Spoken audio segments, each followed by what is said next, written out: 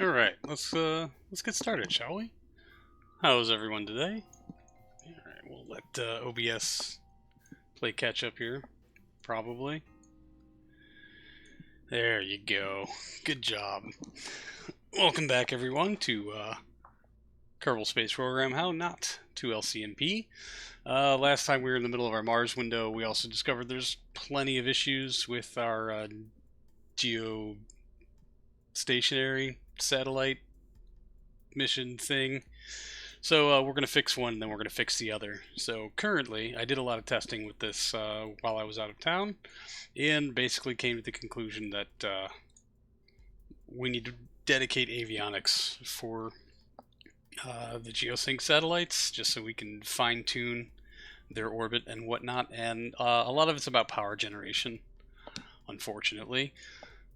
So we'll switch these out to deep space, and I don't have mature avionics unlocked yet, but I do in my test save, and that goes changing things somewhat.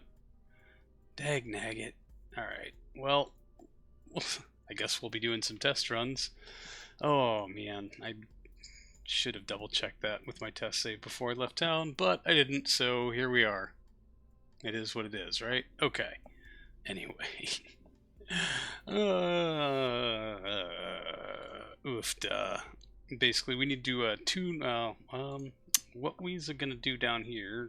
Okay, good. That comm has been removed. We're gonna communication. We can dial this way the heck back. Thinking, I don't know, 10 dB is probably pretty good. And control mass, we'll put it up to about 0.4 and see what we get from that. I do want it to be a hollow cylinder, so I have a little bit more control over its mass. We'll drop the inner. So yeah, we're going to do a bit of tuning on stuff. I'm basically going to clip it inside the thingy. Oh, really? Dang it. Alright, well, we can go a bit wider, so why not? 500? Yeah, that looks like it'll squeeze in. Start watching LCnP YouTube playlist. Like, it's going to be ones... Gonna be eons where you catch up to live. Oh, you'll be fine. It'll be fine. You'll get there, Jeff. Welcome. Much rather see Agathorn ruin the actual flights. Go ahead with the testing, please. All right, fine. How's it going, Nova? Good to see you. Welcome, welcome. Yeah, 0.406. We're already over our tonnage. And I have misplaced my... Oh, it just waved in front of my eyes. There she is. There's the solar panel. Boom, boom. Are we? Yeah, we're kind of somewhat locked. Let's bring that up to 90. Keep it at 1. Blink. Basically, the comm bus here. This provides enough power for itself, and that's it. So if we want to run an antenna that we can actually use to relay signals around, we need another solar panel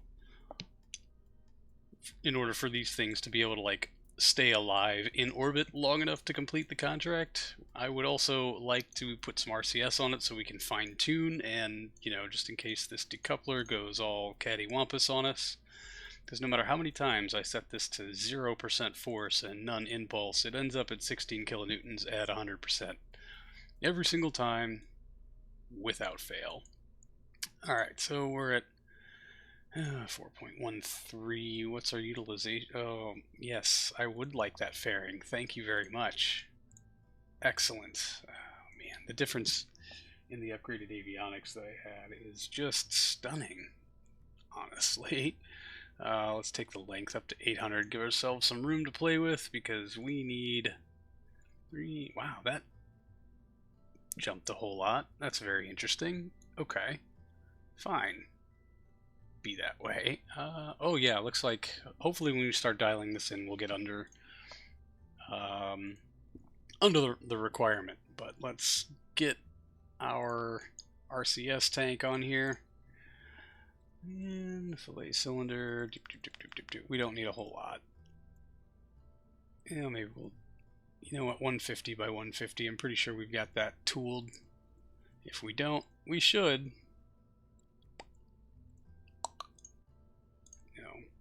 Yeah, tooled. Excellent. Bump that up because we don't really need a whole lot of space, but we do need RCS control on it. Where's my modulars? There they are. I would like 4 of them at 45 degrees, please. Boom, boom, click. We'll do these three-way. We'll do 2 sets of three-way, one top, one bottom. And yeah, I probably do want the 45 degrees, don't I? Make them as teeny tiny as you care to be. Now, engine, HTP, thank you very much. And for now, we'll pull them out here because we're gonna do the clipping thing. I also found out that if you put anything on here, like originally I had my RCS mounted to this thing to make it look right. That doesn't work. The RCS will not have its fuel availed to it if it is part of the COM bus. It's basically like its locked own insular thing that we can't interfere with even in the slightest manner whatsoever, which is frustrating as all hell. But oh man, 4.7. Oofda. And we have 3 days of power. What happens if we shut down avionics? I don't need you open right now. It takes us up to 11 days. We would like this to be infinite. Oh, perpetual if we stay right up in the sun, I guess, but not by much. 1 hour of thrust out of 1 kilogram RCS fuel? Seriously? Where does it say that? 1 hour of thrust? Combus things were almost cool. Somehow they picked the absolute most painful implementation.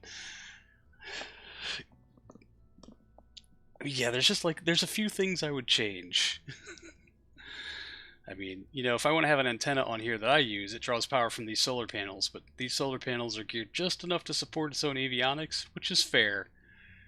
But, you know, like the whole point of having a comm satellite, it looks like that to me. I don't know, where are you seeing this 1 hour of thrust thing from a kilogram of RCS fuel? That's what I would like to know.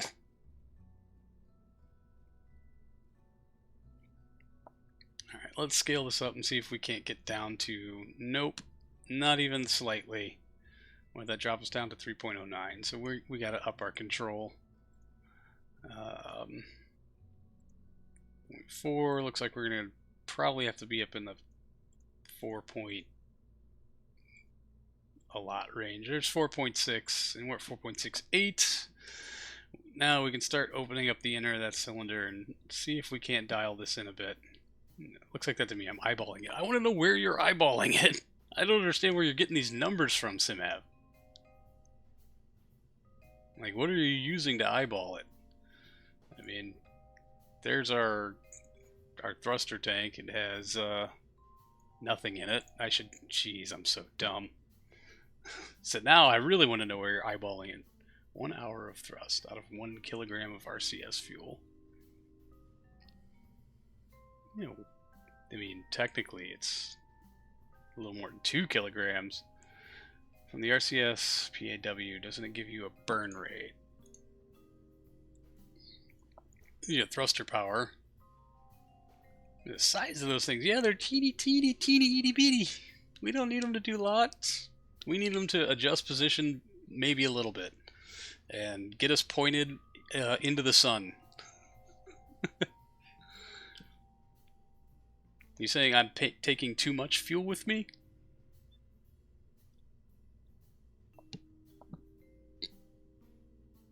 Yeah, okay, good. And it does look like they will have fuel. That is excellent. I mean, I guess so. I guess you're right. Alright. What was I doing? Trying to get avionics to cooperate. 4.6 or 4.66 and 92% utilization. We might have to up our avionics utilization a bit. Oh, nope. There's the threshold. We have passed it, and now I overshot it by a bunch. Let's take this down to 0.55, 94 point whatever. Oh, no, wait. We can go ahead and dial this in. We're at 4.54, 4.59 on the controller. Let's leave that at 5.4 and then walk. Nope, don't touch anything, Cosmo. Just thrust, okay. Yeah, 10 dB UHF antenna, that looks fine. Foil on those. We'll foil this too, even though the foils don't match. 4.54, 4.55. We should be good on that. We're gonna up the, dang it, I should have scaled this up just a smidge more. How much can we give it without tipping over our, alright. That gives us 10 extra watts to play with. Hopefully that will be enough. Although we should probably give this a teeniest little bump in control mass by 6 just to make sure we're over the margin. Electric charge, we don't need that much in this thing because if I remember correctly, we got a whole 1.86 megajoules. It's megajoules, not... Yeah, that is a big heap and pile of battery. I don't know if it'll let us access that electric charge, however. That would be interesting.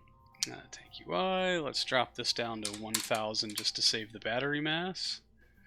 I misremember, wasn't control an issue on the last launch? Do we have enough antenna somewhere else? Yeah, that was, we had a blackout spot somewhere where we just didn't have LOS to a control. But let's, we can verify right quick. Close that. Antenna planning. We are going to be around Earth. Are you kidding me? No connection at anything ever? Seriously? Alright, distance max is going to be what?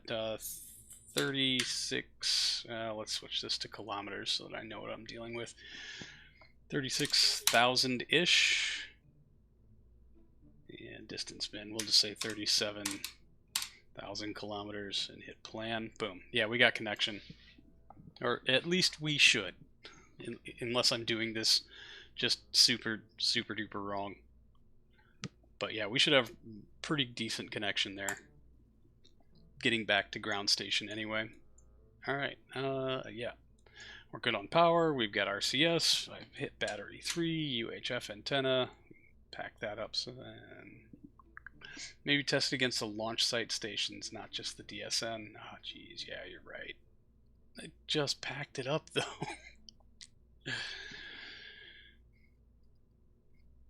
Alright, do I alter peer or primary to do that? Geo, you can always see the DSN. True that. Right? No, I don't want to do vessels. I want to do ground station. You know what? I want to get flying. I want to pack this up and get it moving. So first things first. Nope. We tuck you in like so because I resent having to do this in the first place.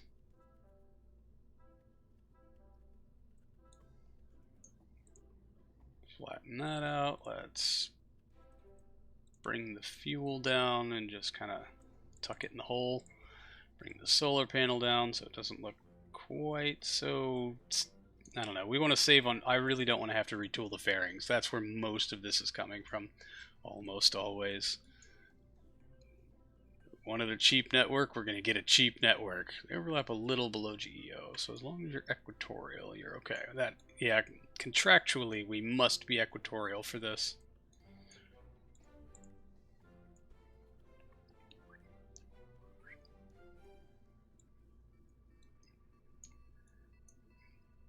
Our itty-bitty thrusters below the false thrusters that don't actually do any thrustering. There we go, 4.52. I think we're in the clear with that one. Let's go ahead and reattach our vehicle here. Boink. And we're going to have to test fly this to make sure we still have the Delta V to accomplish our goals. Because, I don't know, I think we just could have doubled and maybe then some the mass of the spacecraft. So we got a whole lot going for us, let me tell you. Alright, so ignition, clamps, stage set, no, booster set, stage set, 405 ignition, RCS online, ullage. I think these probably need to go here. Overlap. And I think the issues were on GTO, probably. Did I adjust this down? Yes, I did. The fuel priority has been resolved. Toggle open, closed, save. Geocom 2B, excellent. All right, let's run a quick sim and let's see what shakes out.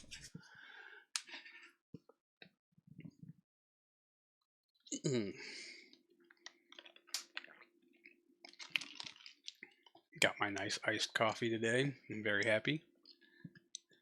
And entirely overly caffeinated already. So, cheers. All right.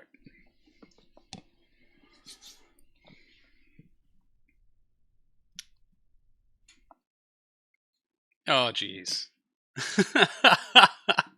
For fuck's sake. Cosmo. What the fuck are you doing here, buddy? Let's, I didn't know defaults were persistent. That must have been part of an update thing that, because, yeah, I haven't booted up KSP on this machine in like 2 weeks. Going to Geo the long way around. Yes. No, I would not like to start in orbit. Okay. Now then. Wow.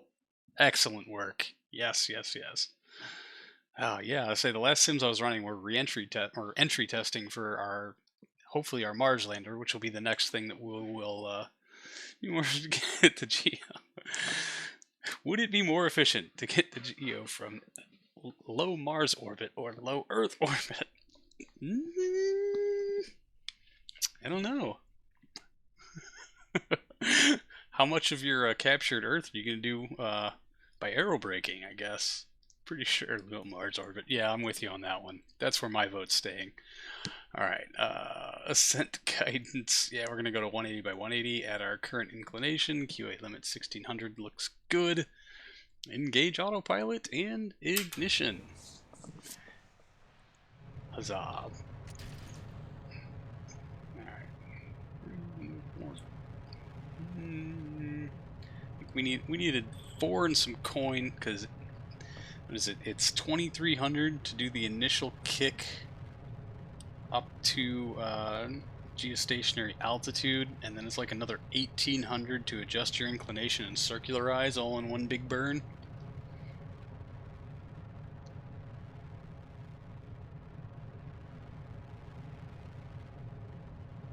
So it's like 4,200 meters per second, give or take. So I guess if we had like 43 to 45, we should be in pretty good shape.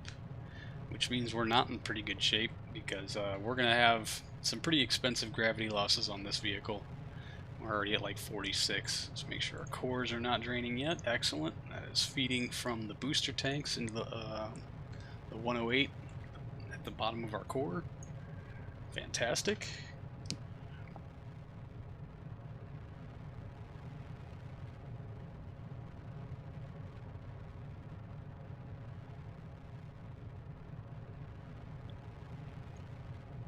Yes, I guess I would like to see, at least 4,300 on the clock when we hit orbit for our remaining Delta V. That will make me feel nice and secure about our situation. And then, of course, we need to check the battery rundown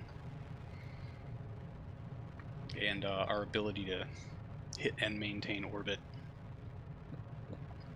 Yeah, the tooling on those avionics is going to be stupid.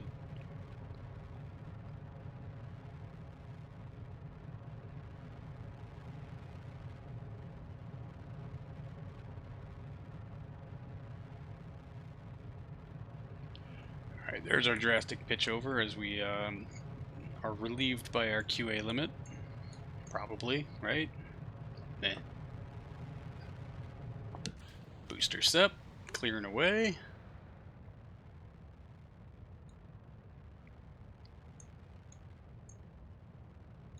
Alright, next event is fairing SEP, and that'll happen a minute or two from now, maybe. Something like that.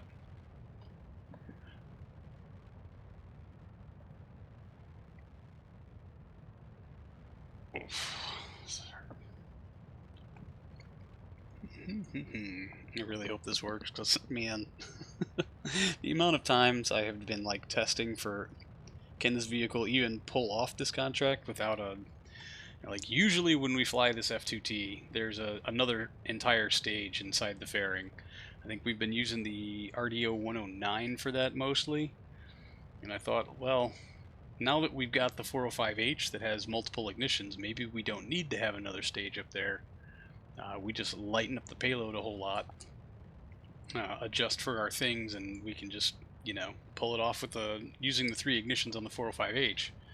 And so I tested for that over and over and over and over and over again, and got it to work. We can get a payload to geostationary. It just turns out the payload is garbage because it can't power itself long enough for us to launch all of the other vehicles. So we've just been kind of sitting on that for a while. It's only cheaper to launch a geosat from the surface of Mars than it is from Earth. I'm talking about, well, a low Martian orbit, you need like 2/3 delta V from LEO before recircularization after aero capture. Interesting. Oh hey, I'm now live. Thank you, Stream Elements. God. Unless of course the stream has dropped out once or twice since then. It's a definite possibility.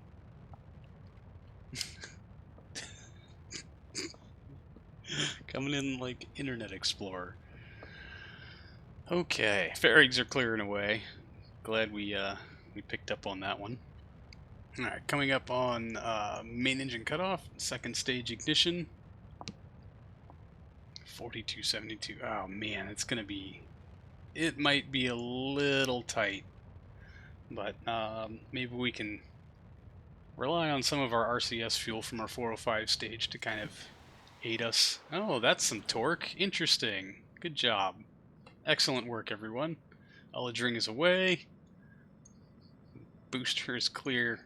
Good light on the 405. Of course it is, because it's a simulation. Fantastic.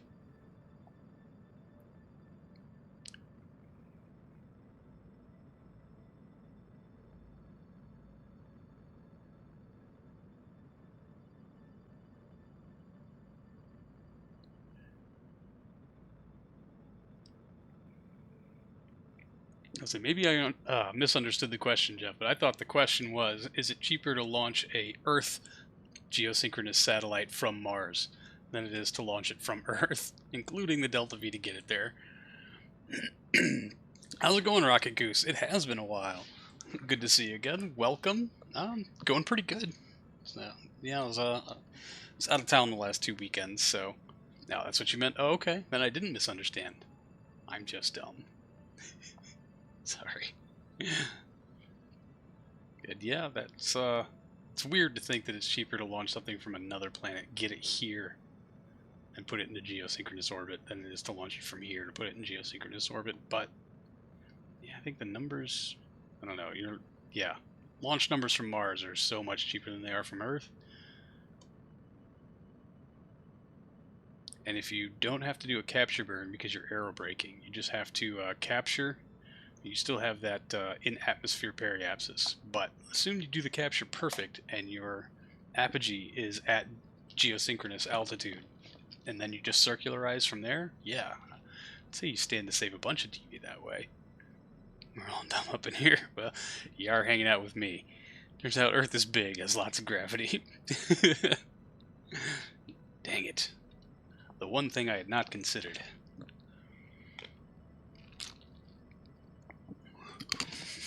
My plans are foiled. Learn something new every day. Wild factoid to enter the stream on. I will never notice. I will never claim that it's a fact. I just think, like, you know what? The numbers make sense. It kind of lines up in my head, but I'm not going to do actual math. No. It's the weekend. It's about on par if you can't aero capture into Earth orbit. Interesting. So even if you have to propulsively capture at Earth, it comes out to be about on par? Holy shit.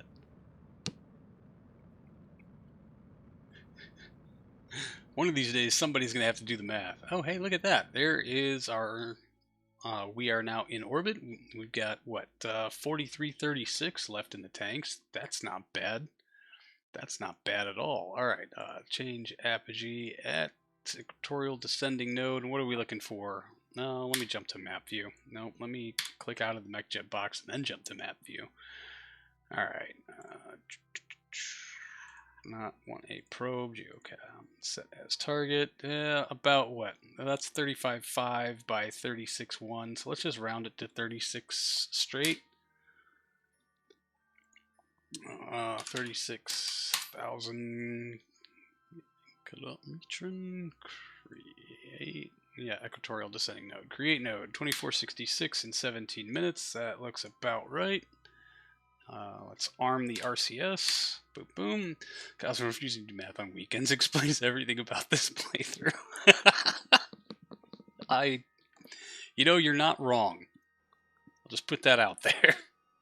Google Delta V map. Google by default gives KSP Delta V maps.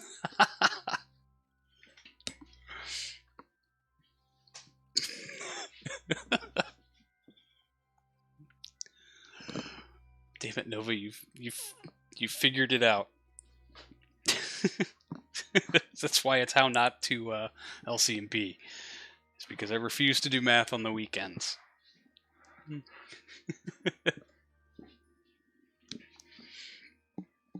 Well, also, Jeff, I do imagine there's a lot more people who want KSP Delta V maps than there are people who want actual Earth Delta V maps. Because, I don't know, idiots like me play KSP. Could you give a short summary of what's been going since not being here in many months? How many months? Started a new playthrough. Started uploading it to YouTube around December. Let's see. We completed our early lunar contract, including lunar orbit and lunar landing, all which were done by direct descent. We did a terminal burn on a gamma like we did in our last playthrough. A bunch of rockets blew up. We're getting to that. We have a Gemini vehicle kind of ready to go. We just can't afford to unlock the capsule because I keep spending all the money on tooling. We successfully got a spacecraft into Venus orbit and Venus flyby, 2 separate spacecrafts. I think that was like, 2-3 streams ago? We're currently at our Mars window, but we need to actually launch something that's going to go to Mars. We have a contract for orbit and flyby. We're hoping to knock that out in a single spacecraft, and we have a lander that will probably fail, but it's not going to deter me, even in the slightest. So yeah, we're waiting for me to stop spending money so we can unlock the Gemini capsule and start doing crude stuff again. And yeah, I keep spending the money on tooling. That's how most of it comes out. And some rockets blew up. Anyone who legitimately needs a Delta V map for the real solar system probably shouldn't be using a Delta V map off Google. I feel personally attacked. But fair. I reckon you might be correct on that front. Alright. Oh, hey. MechJeb wants to say we nailed it, and we've got 2061 left in the tanks. These should be mostly empty. Good. These tanks should be... What the fuck? I'm slightly confused here. Is our mixture wrong for this engine? Oh, crud. That's going to be fun. Excellent. I think sci-fi authors get a pass. 67 videos in the playlist for the series. Wherever it crashed, say something along the line. Well, MechJeb says we're a couple hundred dB short of orbit. Let's launch it and see how it goes. Yep. A bunch of times. Easily. Tooling, new engine scientists. The expensive of a space agency. Many of them should certainly read them a lot more often. Fair. Okay, let's circularize, add apogee, create node, bow. Let's dial this in. I think our mixture for the engine is wrong. I did update real fuels. There's our comm blackout. No, I do not wish to set target. I wish to hit this button. Oh, come on. There we go. Now I can play with the node even though I don't have comms. So I really wish the combined maneuver thing worked a lot better than it does. That's more of a me problem than a MechJeb problem. You know what? That looks none too bad. 1846. Let's see how much we have left when we get there. All right. Execute next node, please.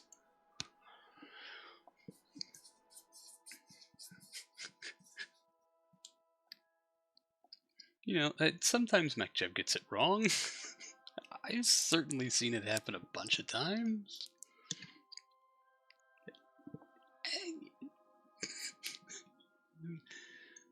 I mean, really, sometimes you just have to try. Let's bring this open so we can monitor our batteries. A quick look at the series you're posting around December, but it was a lot to catch up on. Just, okay, hey, well, this is the series that you were catching up on. You can just listen to it in the background. It's not first screen kind of stuff anyway. Good, how's it going? Hello, welcome. Good to see you.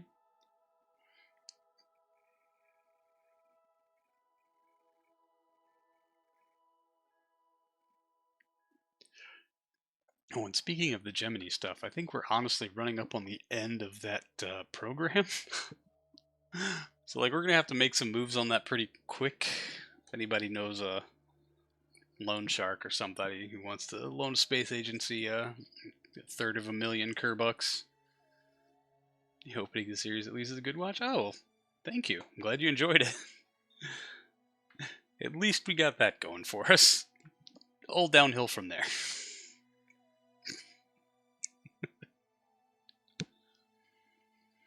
All right.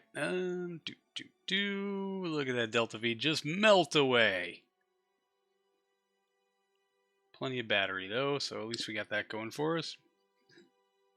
For screen worthy.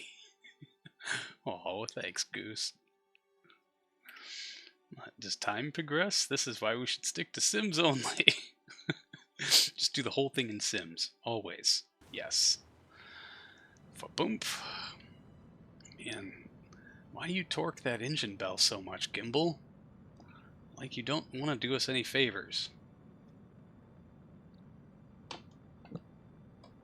Alright. Yeah, we're really going to have to, well, now the mixture doesn't seem so far off at all. LOX is going to run out before RP1, and that's about the way it should be. Excellent. Alright. Abort node execution, please face to retrograde. Let's dial this in. Yeah, we just need to adjust our orbital period. What's our inclination like? Oh man, half a degree. Ouch. Yeah, I dialed that in pretty badly. But we're below the contract specification, so we'll just run with it.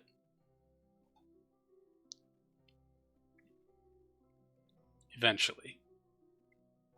Hey, even if the mixture is sus, then I mean, see, like, yeah, now it's almost leveled off. Oh, I bet you at some point a smarter version of myself added a little bit of extra liquid oxygen to compensate for boil off.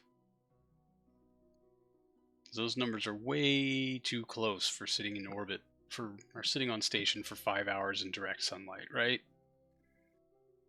So don't let me adjust. We did that last stream, did we? Man, I'm glad somebody remembers. Thank you, Nova.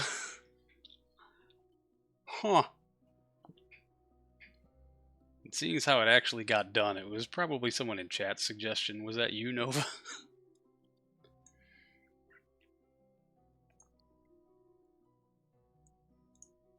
998. Alright, so are we almost a retro? We are. Yes, no more ignitions remaining. We know that. We just need to adjust our orbital period down. Let's go ahead and fizz warp into this for a bit. Well, you suggested it. Fair enough. See? This is a smarter version of myself. Turns out, is Nova. Recovering from a quadruple spine fracture. Oh, dude, ouch. I have an excuse for not catching up the series, but well, man, ow. Well, I'm glad you're recovering. I overshot my orbital period already, didn't I? 2354 and 2358. Oh, I'm looking, yeah, I'm at, okay, not quite. I was looking at time to apoapsis. So we just got 30 more seconds to bleed off here. We're glad to have you back, Rock Goose. And boink, there's that. Excellent. All right. And now we'll stage that away. Insufficient avionics. We know. Come on, let me click on the avionics. Nope. Nope. Gotcha. All right. Activate. Pull this away. very gently. More cautious how to play. This is like 150 hours, and we're not post Gemini yet because it's it's all just footage straight from the live stream. To be fair, it is called How Not to LCnP. Basically, the entire each episode of the playlist is 1 week's live stream, which typically is about 3 hours long. Sometimes longer, sometimes less. All right, and deploy.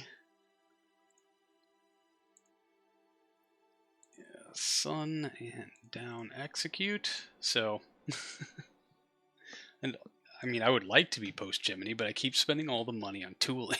There's something to do with the above mentioned no weekend maths. Yeah, that could very well have something to do with it. All right, let's wait for this to get stabilized. Remove all nodes. Thank you.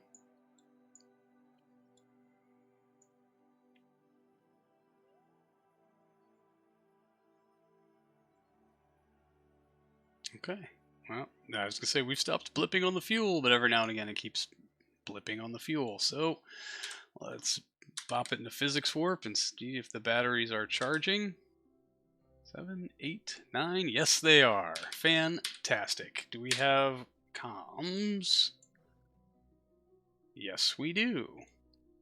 And with ground station even. That should give us a pretty wide berth on our comms array, so fantastic. I'll take it. God, I need to clean up this mess that I'm making in geosynchronous orbit. Hey, I will call this a win. Looks like we can still do this without any serious changes to the vehicle. So we're going to chalk this one up as a win unless somebody sees something that I have missed. But we got power, we got control. Everything seems to be coming up Millhouse. So, yeah, revert flight to the vehicle assembly building. Yay! Alright, now we just have to edit the two that we're currently building to be of this model. And then build like 2 more, because I'm pretty sure we're not going to get credit for the ones that are already in orbit because their batteries have already died. Our surplus after 100-ish days in orbit is not enough. Wait, what?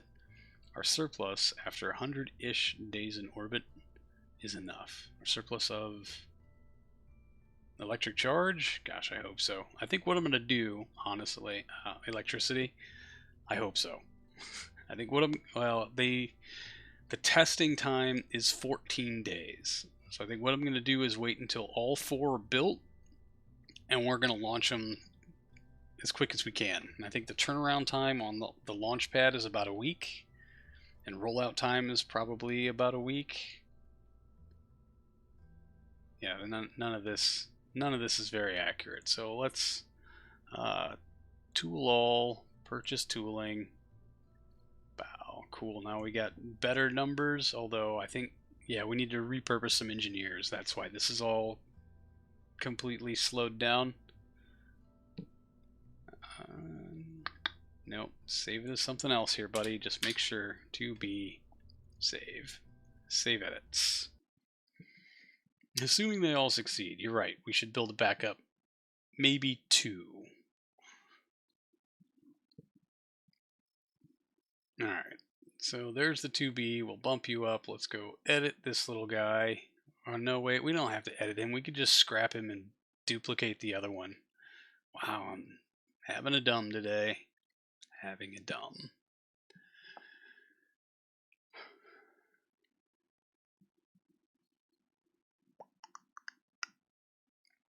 I mean, we're here now, so you know what? Cancel edits. This is going to make it way quicker. We're going to reassign some engineers now that we don't. I think we can pull them from our 75-ton pad. In that case, the already launched one should be able to last until the backup launch, is my thinking. I would hope. Do you have any other mods installed outside of the normal RP1 stuff? I do not. This is basically just a run-of-the-mill express install. I don't think I've done anything else to change it outside of maybe some Tuffix configs that I have never used. Scrap. Yep, give me my $6,000 back. Thank you. And then duplicate, duplicate, duplicate.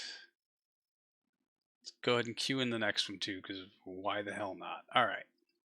Now then, the second thing on our agenda is to edit Mars 2L, because it will be launching outside of its prime Mars window, and we need to find something like 400 to 500 meters per second of delta V so it can make its Mars transfer. And the good news is I think I have a pretty easy idea on how to do that. We're going to try it, is the goal. I guess we'll probably sim it a few times just to make sure. Oh, I do have a couple of things downloaded that are not part of the run-of-the-mill install. It's just some decals, though. A flag or two here and there. Alright. First things first. Engine. How to find free delta V is use the stuff you've already got. Upgrade those to the 2H, because we always get to orbit with like 300 or 400 meters per second sitting and waiting. Let's just use it. That should be part of the Express install. Hear that, SimEv? I agree wholeheartedly. Open. The other change I did want to make, just because I think we can, is to upgrade this to early lunar and take a bunch of the ablator out. That saves us a big chunk of weight. We'll leave it up here because we don't really need it, and also the Gemini heat shield is never going to survive, as it turns out. So that should buy us some more room, right? And we don't have to tool anything. It'll take 9 days to make the updates. I'm okay with that. New heat shield, throw some spark plugs in the engine. Everything's going to be fine. It's all just fine. So, yeah. Let's open closed. Alright, let's hit save. What's the rollout time on this? 4 days. We have one at the pad right now, so let's consider our recovery time is 7 days. Oh, and 6 days until the window. So 6 days plus 7 days plus 4 days. That's 18 days. So let's launch it in 19 days and just see where we're at from the window. Simulate. If you could swap out a heat shield tech in 9 days IRL, we'd be at Artemis 12 by now. Well, I know, right? Like, basically they have to, this thing was ready to go, prep for launch, assembled, everything. They have to, they're just like, well, we don't have to actually change out the entire engine, just add some stuff to it. But the heat shield, yeah, there's no way. You gotta crack open the fairings, I don't know, is it sanitary? All of this other nice stuff. Like, yeah, nah. 9 days. That's a lot of overtime. Close alarm. Alright, MechJeb. Ascent guidance, if you please. Yeah, those are all fine with me. Actually, we're going to kick this up to 2000. 180 by 180, that's fine too. Engage autopilot, I never disassembled. Oh, nope.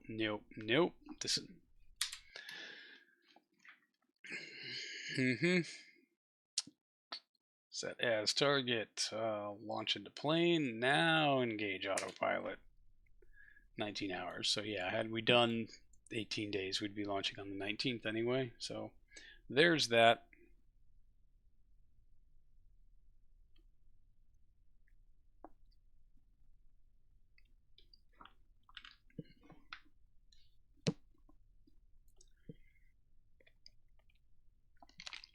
All right, y'all. I need to go refill my glass of water, so I'm going to let this launch just kind of take place. I should back well before booster step. This is an FYI, but I will be back. I'm not going to go until it leaves the pad. I want to make sure I don't miss that part. I mean, I know it's a sim. Nothing's going to fail. It just, I don't know, feels disingenuous, right? 2, 1, Ignition. Green across the board, all engines running. Boom. Clamps. There they go. Alright, I'll be back in 1 minute, y'all.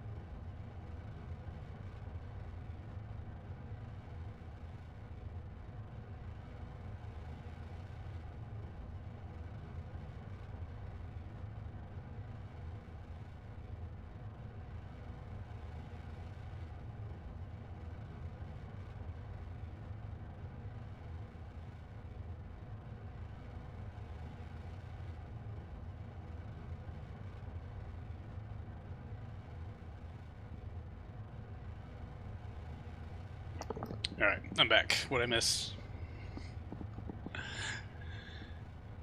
Yep, before booster set. Man, I really hope this is the version where David Hasselhoff's face doesn't grind his teeth into the inner core and cause us to lose some delta V on that part of it, because that would make me kind of angry.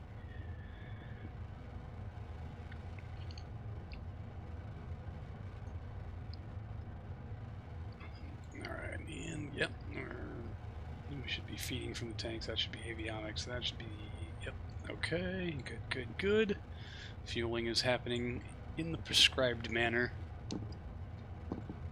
About 45 seconds, which is about a minute and a half for us people here in Yellow Clock Land,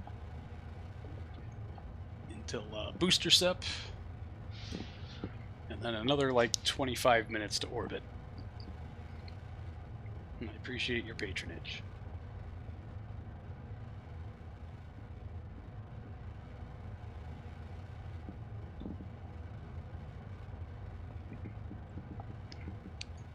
Alright. At least now we probably haven't started our big pitch over because getting past the QA limit thing yet, but we will soon. About 32 to 36 kilometers. Yep, there it is. Right at 32. It starts to actually lean into it. Go. Man, wouldn't it be nice if we got to orbit with nearly 900 meters per second remaining? That would definitely solve our transfer window woes. Oh, you know what I do need to do is make sure that the RCS... Alright, that's booster sep, that's fairing sep, that's second stage ignition. That's the modular RCS on the top of the probe. Oh, there's booster sep. Cool, clearing away. No, no, no. Oh, buddy. Somebody done forked up by not considering his, Alright, that's a set, that's a set, that's a set. Those look like the sets that are on the landers. That is the set that might be on... No, what the fuck are you? Oh, you're on the lander, probably. That set and that set are probably on the transfer stage, because it's got a set at the bottom that we're going to use for correction maneuver. Or that's the... Dang it, I'm going to wait until the fairing's off before I try to sort this out. It's probably just the smarter plan, right?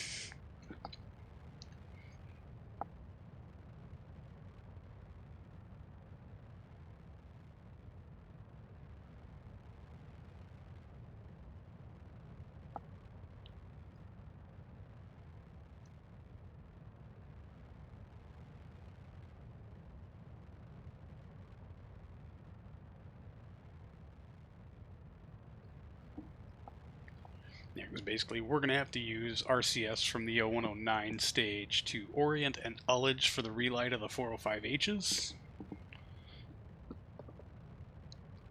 And then to maintain that ullage and angle when we light the 0109. Classic Czechio staging moment. Yeah, at least it's for RCS and not an engine ignition or a decoupler. I'm, 85% sure all of the decouplings are in the right order, except for why are there two of them right here? Alright, now that we can see stuff, what are you? And, oh jeez, everything is all cattywampus. Nothing is correct. Fuck me. Alright, so just to make sure, that is that one, 405H ignition, 405H ullage. After that, hoping that's the beauty ring.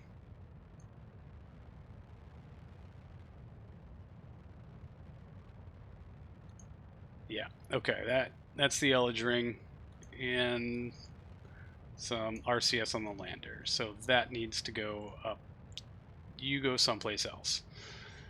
Alright, so, and then after that is the EFT. When the EFT goes, then we can bring in the RCS from here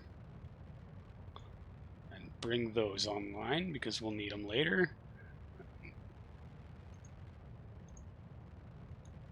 And I have no idea which decoupler that is, but alright, fine. We need to sort this out.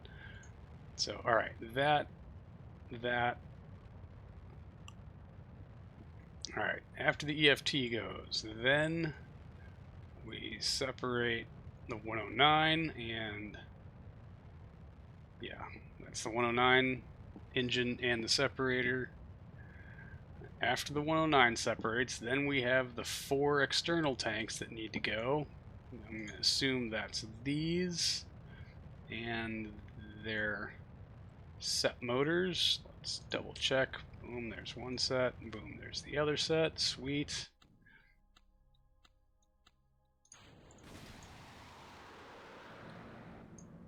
Alright, there's solid light on the 405s. Ullage ring is away. Next event should be, yep, the payload adapter ring and then ullage on the rocket. And it looks like, yeah, we'll have 700 meters per second when we reach orbit. I imagine we'll have to take about, we'll take an hour victory lap before making the burn for Mars. Fine. So we're going to lose a good chunk of that to boil off, but that is to be expected, I suppose. We'll just spend the rest of our time here trying to figure out our staging. Alright, so there's the external tank jettison. After that jettisons,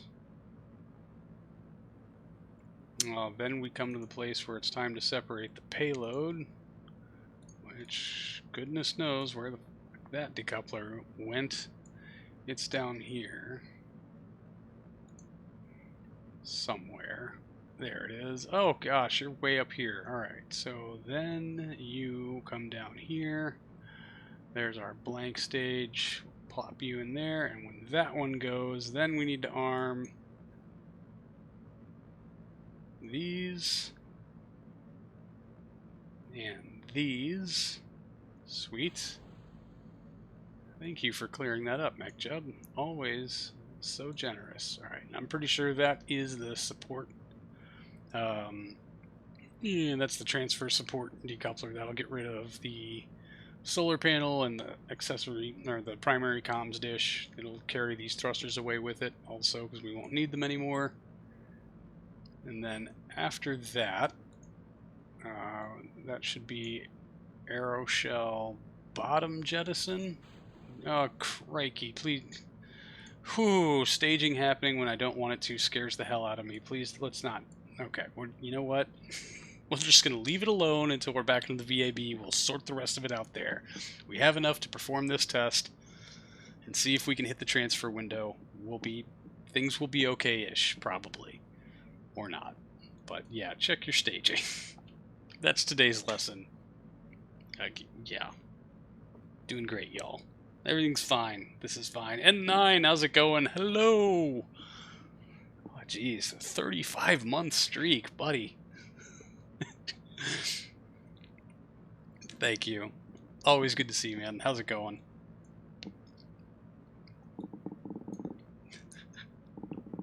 We're seeing how badly we can fail at getting to Mars today.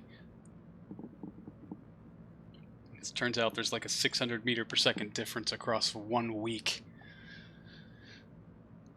And because our contract requires the flyby and / orbit, we're prioritizing that mission, and our first attempt at landing something on Mars is going to have to play second fiddle, which means it's going to launch outside of the ideal window. We're going to try to make some changes to see if we can't remedy that. All right, orbit has been achieved. Not bad. Work week ended, so video games. This Mars orbiter? No, this Mars lander. Mars orbiter is qualified. We're pretty sure it's ready to go. Oh wait, see parachute. Yep. This also simulation, so we're testing, but we might get to the actual launch this stream if I stop screwing things up. Mars set as target. Transfer window planner, please. Limited time. Just go ahead and run your calcs. Ding. Poke chop. Ding. It wants me to leave in 2 years. No. 4.105. I think we've got it. Yeah, there's 4 there. Oh, buddy. Create node. Oh, buddy. Maybe we just run this. Oh, no. No. Stupid. The moon is going to screw us if we don't fix this. We're coming into the moon, so we have to wait many hours to get clear. Stupid! Well, next week, because simulation. The tech spent last week ripping the heat shield off the lander, replacing it with shiny new tech. Yeah.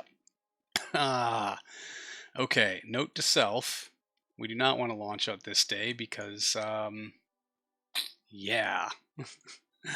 We have to basically park in orbit for a day and let boil off screw our Delta V forever and ever. And that means that we gotta dial this maneuver node out a bit, which means even more Delta V. Fun. Now we tell Cosmo he can use the moon to save fuel. He can, but he doesn't know how because he's stupid. Alright, you know what? Yeah, let's kill this node. Let's see what we can do just with the moon. Ba-boom. There's that. So we come out to here and we plot another node just so we can see our resultant. Add maneuver. That will give us wow, looks like we still hit the moon, or we still hit Mars. Focus view. We still hit Mars where? Oh, it's not going to show us because we don't get the I don't either, but it's definitely something someone can do. Yeah, someone, not me. Allegedly, we should still hit Mars and get there in 144 days, which means, holy hell, we're going to put some stress on that heat shield. You know what? Let's just see what happens. This is a sim. This is what sims are for, right? Execute next node, please. So, our RCS firing? Nope, because it's not turned on. There we go. RCS to arm. Here we go. Well, next week, because simulation. Yep. They earn very good overtime benefits. Or, you know, the beatings improve, and the beatings continue until morale improves. Or the spacecraft is finished. You changes the heat shield, or else it gets the hose again. Step 1, download Principia. Step 2, wiggle sliders until Noodle passes Mars. Oh, one of these days, I promise you, I will do a playthrough with Principia. And I will be real unhappy about it. Wiggle sliders till Noodle passes Mars. We're going to see how much, because I know the moon's going to deflect us, but allegedly, if we do a 0 Delta V pass at that, somewhere in the moon SOI, we turn out okay.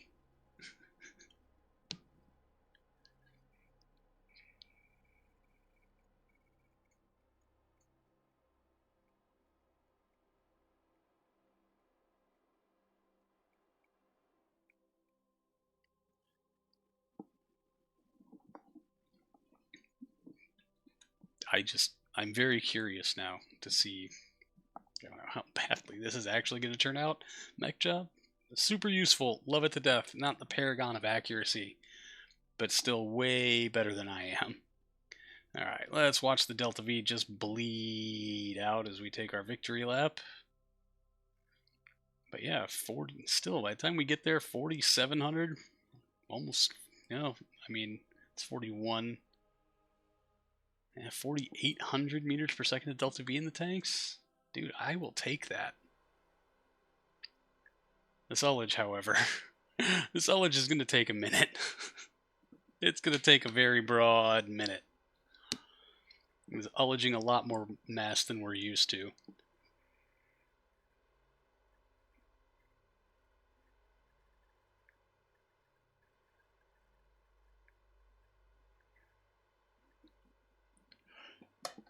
And oh yeah, it calculated our time to burn based on the 405H, not the 0109s, or not the 0109 singular. Oh, no spoilers, I haven't seen it yet. I saw pictures of it on the Discords. It is real pretty at night. Okay, Katunk. Stage it and go.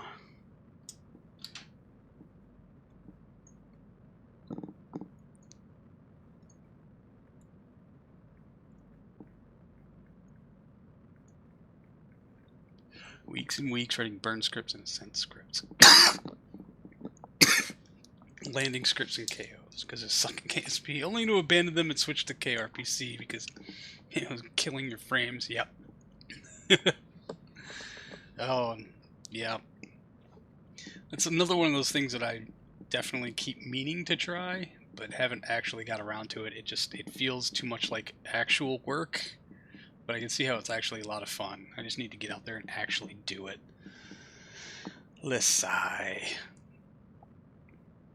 I remember years ago in my 1.1.3 playthrough where I flew everything by hand and was real adamant about it. And it turns out I just suck at KSP and I could do things a whole lot better if I just didn't.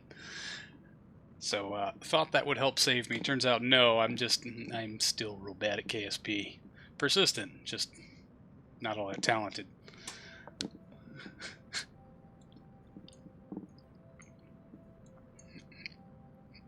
Alright, come up on our balloon jettison in about a minute and some coin.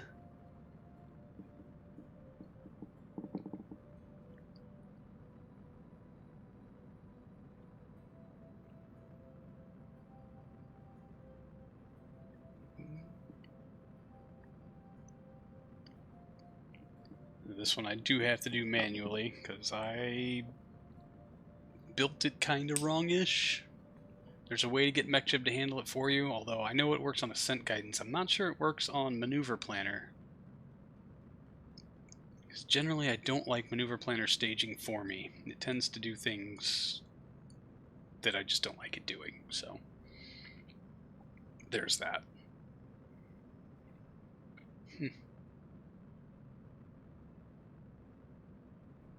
Killer Kriegsman, hello, good to see you. Welcome back, man.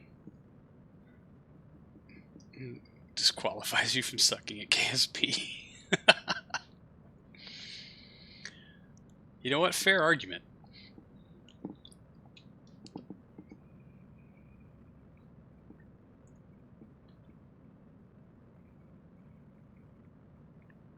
Alright, EFT's away in 3, 2, 1. Ooh, sorry about that.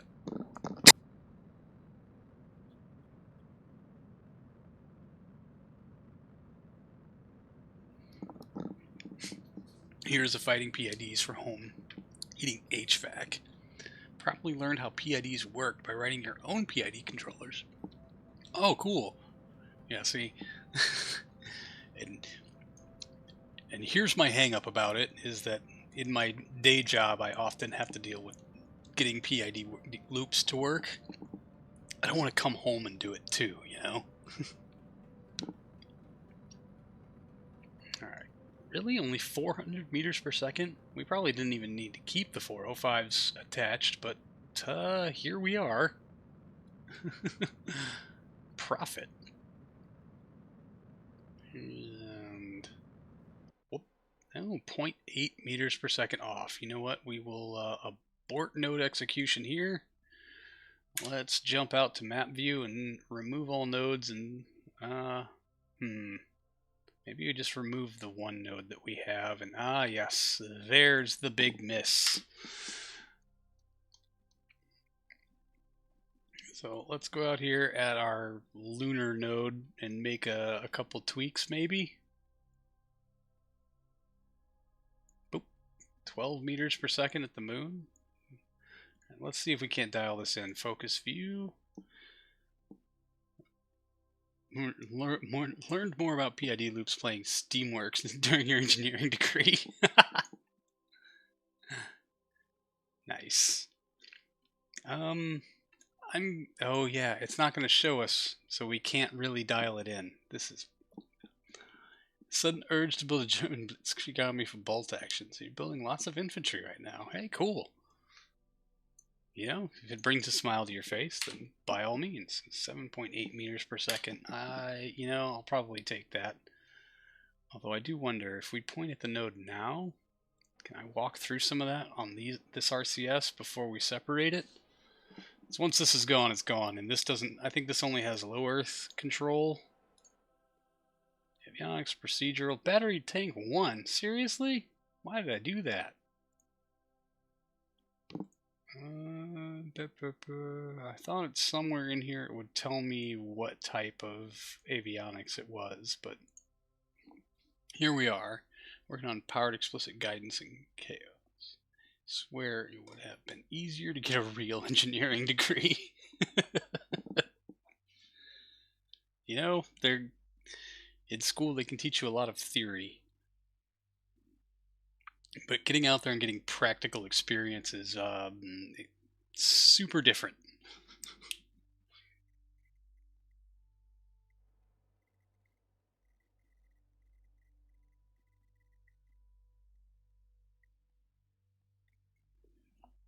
Like, we know this is all what is considered good practice, but we're not going to do it that way because legacy.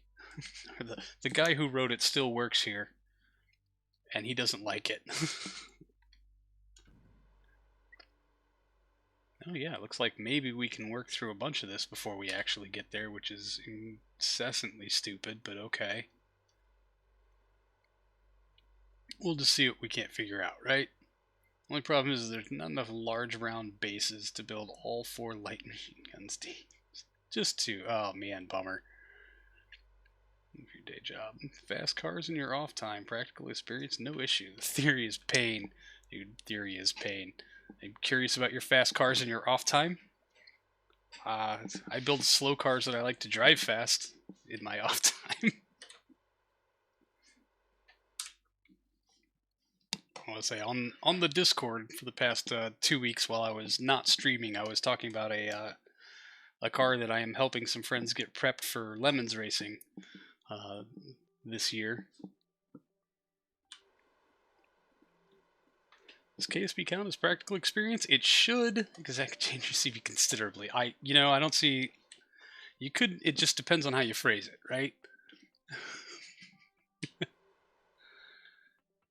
I mean, hobbyist in orbital mechanics is a little weird, maybe too on the nose, but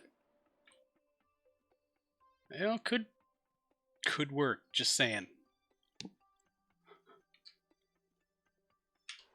All right, yeah, and this node is floating away from us because it's at the moon, which, unsurprisingly, there's the control I want. Done painting for others because your job, and that's fine. Can't have everything at once, man. Bummer. Maybe soon enough.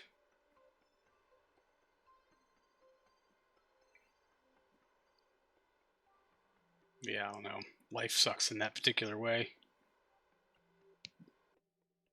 Yep, and there's the entirety of our RCS propellant for this stage, I do believe. Yep, nothing and nothing. Let's go ahead and stage. Katunk. Oh, that did a big chunk of it for us.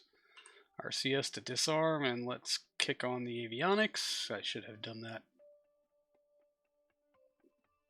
Unlocking controls, fantastic. Let's take this past the moon. We just need to sun and up. Execute, please. RCS to arm. So COVID is working a lot of nonsense for a ProMod team. Our 5-year project car is a big block and a Miata for absurdity. Yay! Used to build Lemons cars every year till you moved west. No shit, dude. That's awesome.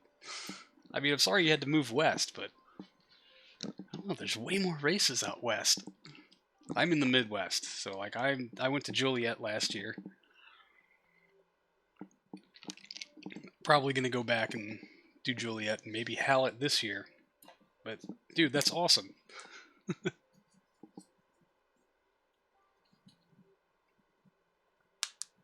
I'll say big block of Miata is one of like my life goals. Although the current one is not it. It's I mean it is engine swapped, but it's a 1.8 liter out of a 95 that is into a 91. So it's just light and cute and fun, and a great way to, I don't know, help some of the other guys who are, I don't know, less experienced. I mean, I'm not super experienced on working on cars.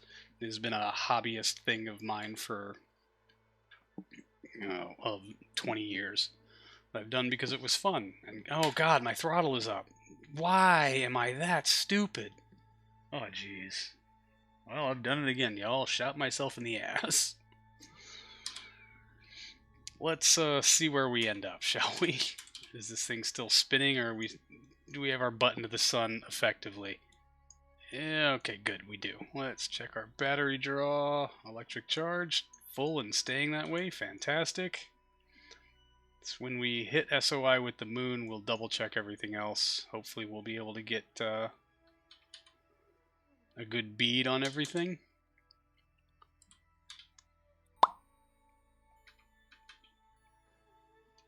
Alright, so there's our resultant. Are we still going to Mars? Probably. Is it going to show us where? I don't know. Add maneuver. Let's just leave that there. Let's zoom back in on Mars. Focus view. Where is our encounter? Way the hell out there. That's actually not all that bad, all things considered. And if we use that, our encounter with the moon is a chance to accelerate. We can probably end up spending way less fuel than normal. Oh, dude, we can... Moon is going to make this hella easy to dial in. Okay. It's also got a Fox body with Texas Speed 427 Lenco, not mid-sevens. Jesus. Slightly bent. Would that be from just the Godzilla levels of torque you're running through it? It's your first fast car build on your own Wally. Nice. Built and undercoated 3 other bolt-action armies, British, French, and American airborne. So it was time for the German... Fair enough. I'm glad it's turned out fun for you, Killer Kriegsman. Alright, so if we just kind of tippy-tap-pat-tap...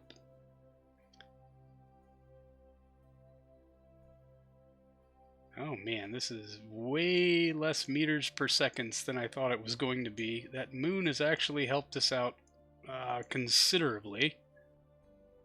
And we are gonna just up ahead and do this-ish. 2. Yeah, N9 likes his Mustangs. Inexplicably.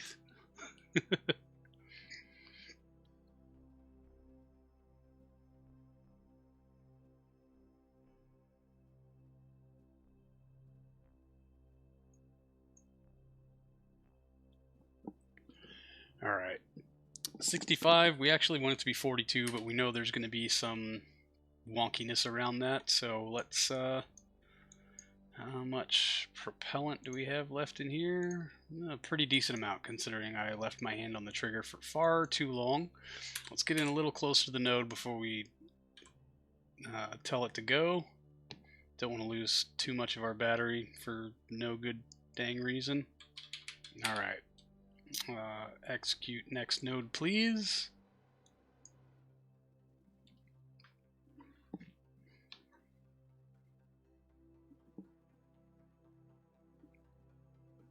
So Jeff, I gotta ask, what was the favorite lemon car you worked on? Lemon's car. I mean, did you just work on them? Did you get to go to any of the races, stuff like that? Problem is that the other armies don't have the artillery. Hmm.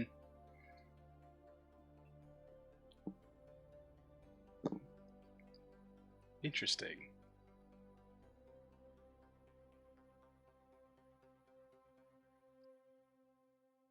Always built cabrios.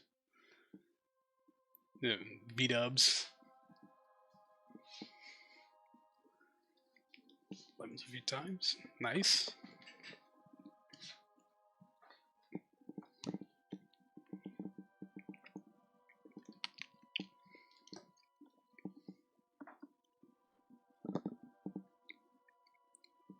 That's awesome, man. I'll say if you get a chance, or if you're inclined to, jump into the Discord. I've got some pictures from our build and like the lead up and the story behind it in there. I think it's worth reading, just because I don't have time to make an actual proper video about it. But it could also be really boring. But I'd never know because I think it's fun. Fair enough. I was going to talk about it a little bit more today because we got the new seat in. Captain Fitz, we think. Got the new brake master cylinder in, got it bled, the brakes are working great, and so now I get to start working on the cool suit stuff, which is fun. But I'll say what, we got 8 weeks till our first race, so hopefully I will procrastinate just the right amount. And get some of the others, you just have to work another few weeks. Yeah, it sucks having to work, especially when stuff is concerned. Meh. Fair. Alright, let's fizz warp through this. Y'all are probably going to have to stop me from doing this entire mission in this sim.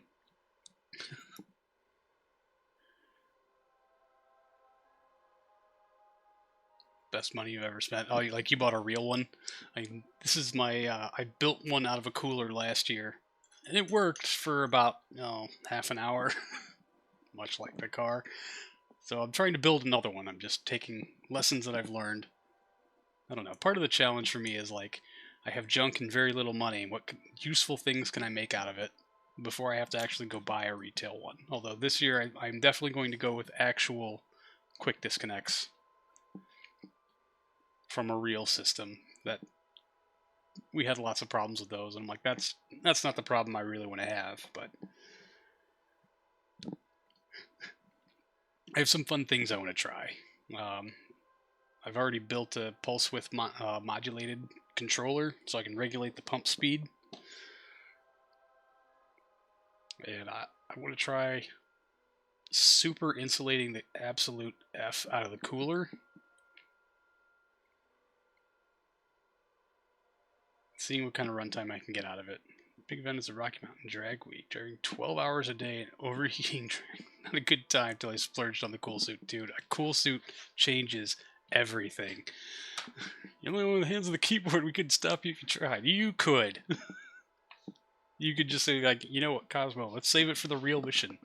Because you could be flying the real mission. You're at the window. You don't have to fly the real mission in Sim and then fly the real mission again to make you all watch the exact same thing twice. But here we are. And unless y'all stop me, it's exactly what's going to happen. Alright. Kill that node. Get your butt back into the sun while I look at the maneuver node that I so carefully plotted and realize it is no longer there and we're no longer going to Mars. I mean, we are, but just not. I don't know. We gotta plop another node right here to see what our resultant is. Hey. Oh, buddy, I will take the hell out of that. Dude, yes. I mean, we're obviously gonna make some adjustments on this, but... Dude, yes. Hey, N9, I'm glad you talked me into not just avoiding the moon altogether, because it looks like it has given us some serious pay dirt.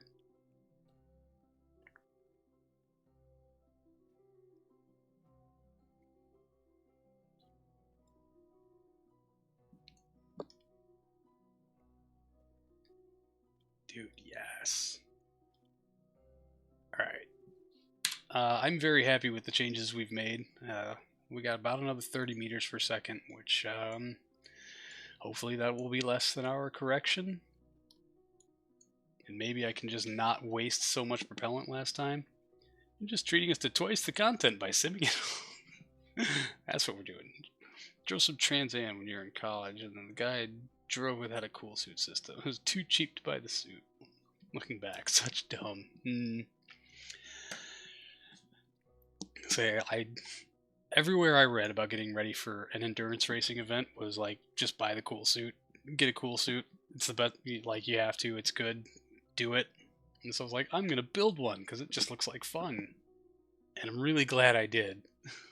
Like, just really, really glad I did. Even though it wasn't very effective for very long, it was nice to have, and it was something.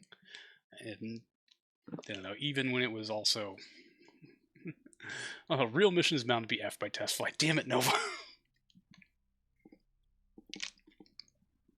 It's nice to see it succeed at least once. Fair. All right, let's plot our actual. Well, let's get clear of the moon, and then we'll take another look at stuff. Fine. I'm going to keep running it through because I'm excited on how well it's going. Tilde.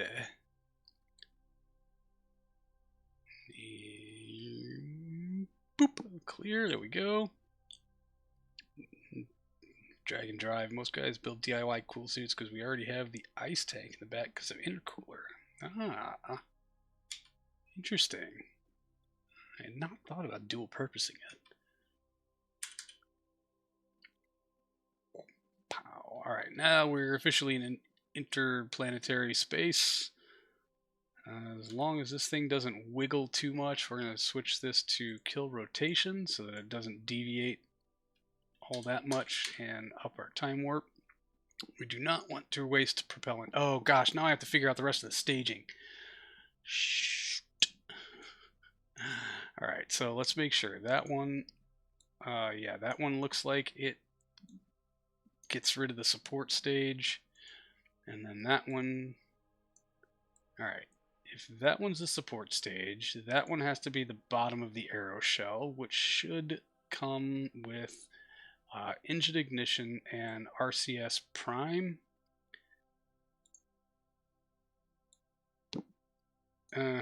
Nope. First thing to happen is that we get rid of the top of the aeroshell and fire the parachute. And when we get rid of the top of the aeroshell. When the parachute goes and starts to open, we get rid of the bottom heat shield and light the engines, and then we have the upper aeroshell separator and its ullage motors to get us there. Oh, maybe you're using all your luck on the sim. I know, gosh, which is it? I don't know. Am I using up all of my... But I mean, sim luck doesn't count. There's no more electric charge on Bats Pro. Okay, yeah, we don't care. Ooh, hey, our electric charge is diminishing quickly. Why is that? Why? Oh, gosh. Are you going to tell me that this thing is not dialed for our draw? Oh no. Oh, we are charging the batteries. Batteries are charging. Okay. Gosh, I can't believe we lost that much electric charge. What did I do wrong? And now it's diminishing again. So we need to come out of time warp and execute here, get ourselves re-angled into the sun.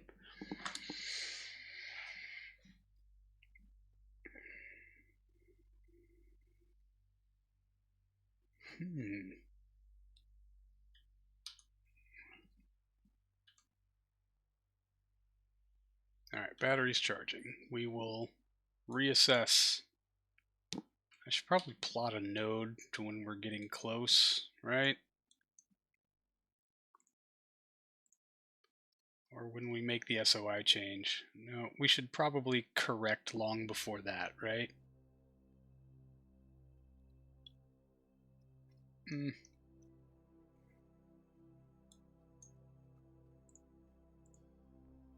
We'll just have that as a warning for when we get there.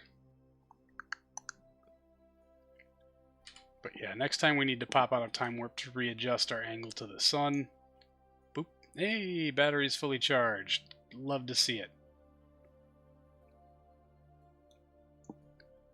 Should be minor enough, so at SOI change probably good. I mean, we gotta angle so that we don't go smacking into the planet. We need to kind of graze it a little bit. Alright. There is our warning that the batteries are starting to drain, so let's let this adjustment take place. And let's see what happens. Okay, so yeah, with every adjustment, we're going further backwards. Do we want to land on the nighttime side of Mars? Because that looks like what's going to just kind of naturally happen. I guess the real answer there is absolutely not, because then we will certainly not have communication. But we can just give our brakes a quick tap here.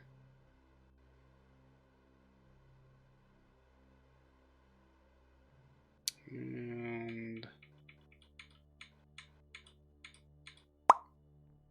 38. Yeah, we'll take that. Excellent. So let's remove that node and put this one back, add maneuver. That should give us a kind of a status on where we would like to be when we get to Mars SOI. Make sure we're leveled. Let's do a quick fuel check. All right, plenty of fuel on our descent. This we actually don't need a whole lot more of because we should be pretty on target. Man, I hope the real mission goes like this. Of course, the real mission will launch like 2 days later than anticipated, or like 1 day earlier, and we won't get the encounter with the moon. We won't get any of the free Delta V. We'll end up off course and out of whack and running out of fuel. Pretty sure you can use persistent rotation to always point at the sun. Seriously?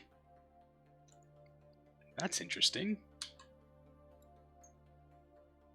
Huh. I mean, yeah, I would assume there would be a way to do that, but it sounds like math. Unless there's a button, maintain or something. Match rotation to orbital period.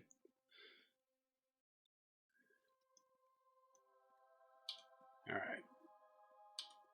And batteries dropping in and out, that's always fun. I know we're off angle, but come on, we got 110 days to go. Let's get this done so we can get there and get to the next phase of our lives.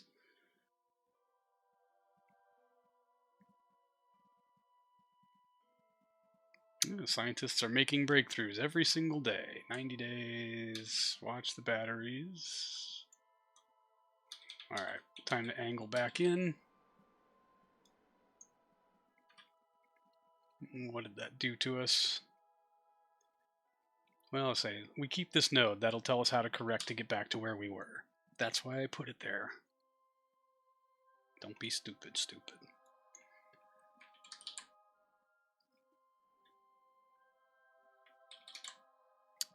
Bump. There we go.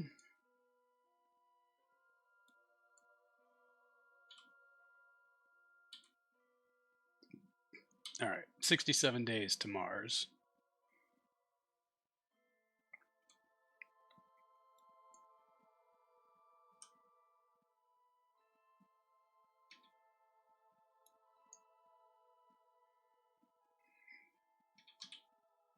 $10 out. Nope, don't need to adjust the batteries yet, allegedly. I think there's like a button somewhere. There used to be anyway. In fact, I think we discussed it on stream maybe years ago. Hey, hey, fair enough. Alright, 10 days. Still showing full on electric charge, even though we're like way off angle. Whatever. Let's just, we should have enough battery to walk it through, right? Joins Discord, checks out car stuff. Wonders what meth seed is. Smell that seed from here. You've been there too, eh?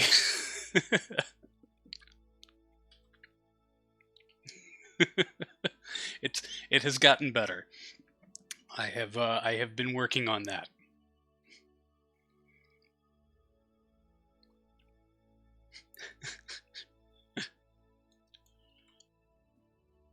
All right, 6 days, 5 days, 4 days, 3 days, 2 days, 1 days. Let's get angled back in.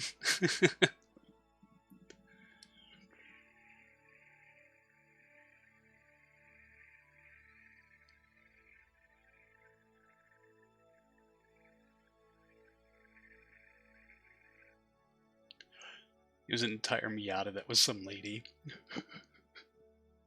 Nice. Lady's cat litter box for 10 years. Oh my gosh. Wow. How did you get it out? I need to know. Do I not have signal? Why the hell don't I have signal? What the nope, there's Earth. We should 110% have signal. Why the fuck don't we have signal? Oh god.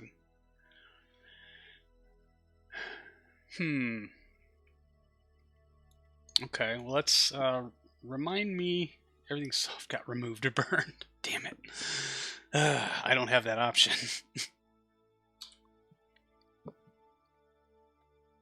Why the fuck don't I have signal?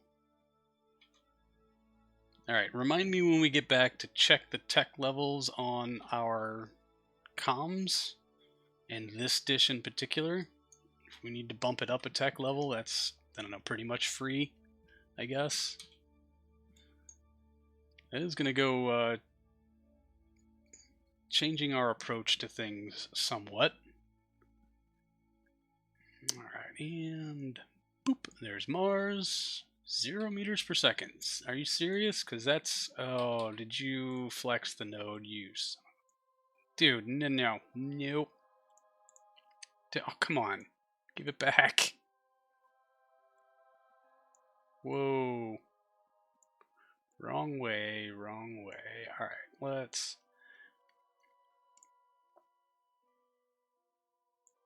Yeah, there you go. Oh, I have made a grave error. We're going to come in on the nighttime side anyway. Not the best laid plans, but okay. We'll set this for 46 right now. Oh man, that's 23 meters per second. I'm going with the node. Let's do this a little earlier. It'll save us from save us a little bit of fuel. How much do we have left? Okay, looks like we've got a good quantity. Yeah, we should be all right. There's Mars. Let's also fire up our experiments in here.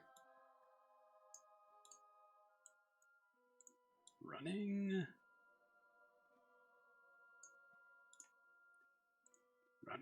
and that should be our avionics unit, right? Telemetry stopped. No, waiting. Should be running. Good.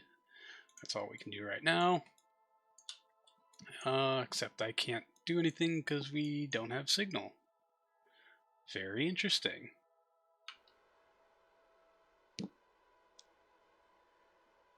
Very interesting indeed.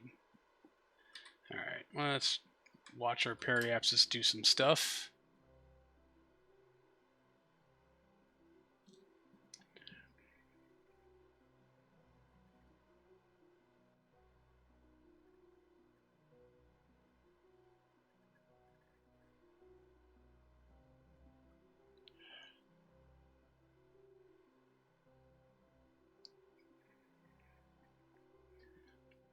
Let's see, yeah, my go-to so far has been vinegar and an enzyme treatment, kind of alternating between the two. I think I've got most of the stench out, but it always helps to go back and recheck after a day or two of letting it kind of recover. So we'll I'll give the Discord an update probably Tuesday or Wednesday.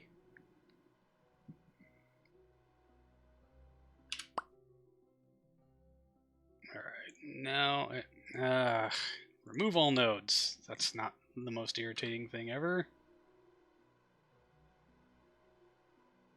40, there we go. Depending on your TL, you may only have signal at Mars on a very fast sub 150-ish day. Transfer unless you seriously beef up the antenna game. Interesting.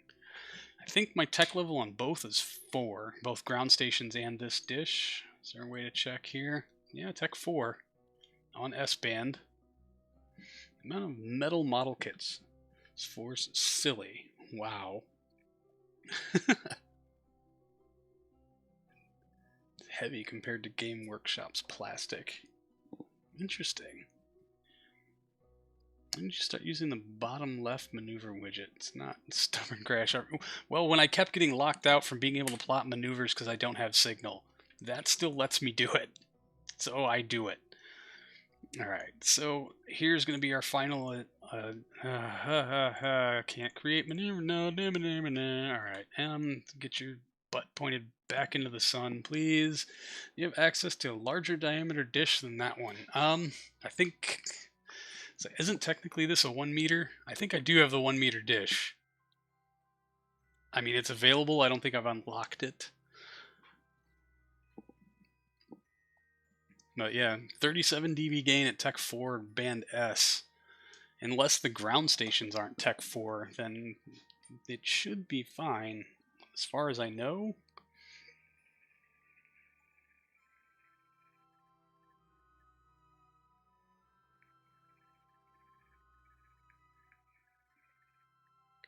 That may be it. What may be it? That the ground stations aren't actually Tech 4 yet? Actually, basically the old machines I used to own and sold the casting equipment to Warlord over the road. Really? I say Killer Kriegsman. I was about to say, to that point, I think that I don't know. I have some friends that do some tabletop stuff, and all of them have been really unhappy with anything Games Workshop has been putting out in like the last 10 years. Check construction. Nope, just the astronaut complex. So the comm center stuff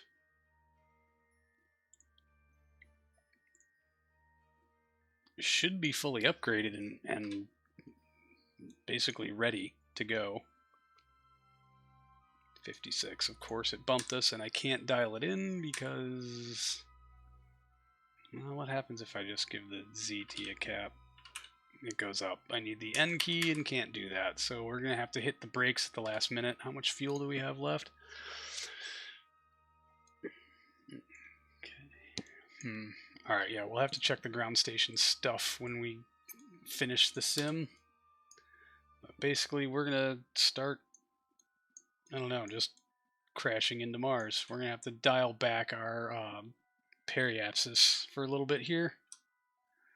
But we're going to wait until we get a bit closer, until really when we don't need the sun anymore, because we're well within battery range. Like 5 hours, yep. So let's just go ahead and plot this out now.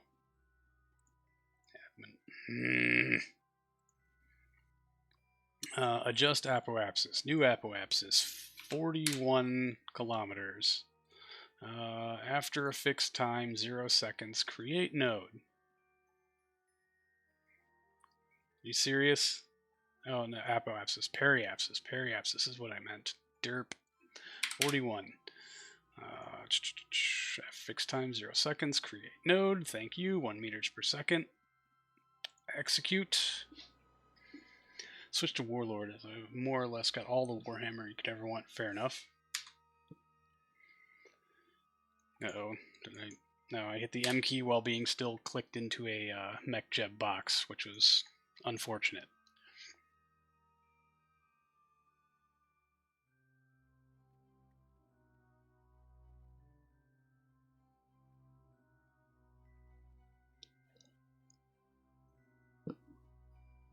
Alright. So, check comms things. Oh man, yeah. I haven't used my office for KSP in so long, I've forgotten where everything is, and I need my notebook. I need my notebook, and I need to open it to a page.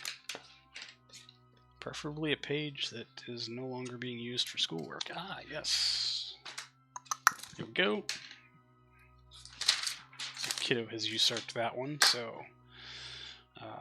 comms, ground station. Is there anything else I needed to check that I was making mental notes of and then forgot about?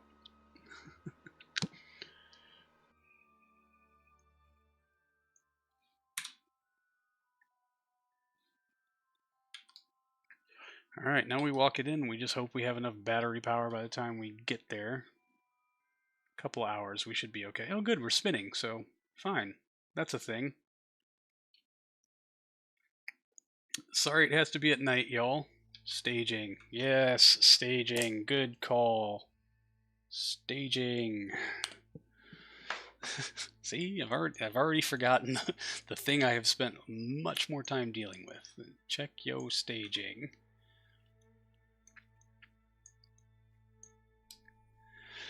Alright, now the fun can begin.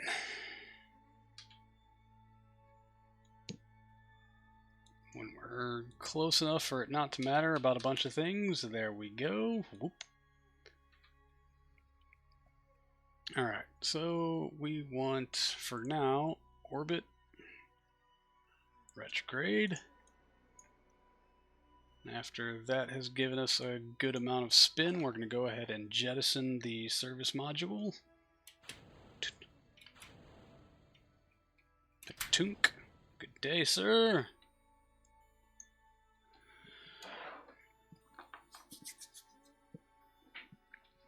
That thing really got yeeted.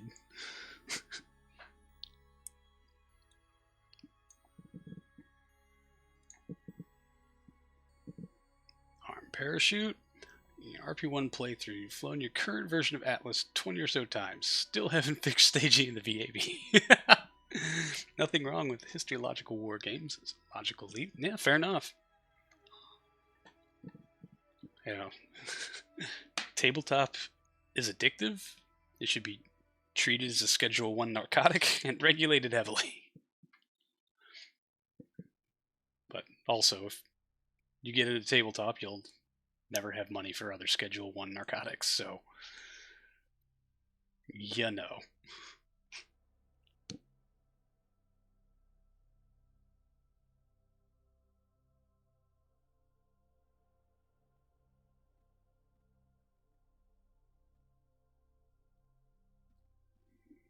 This is true. Ain't it just? Alright.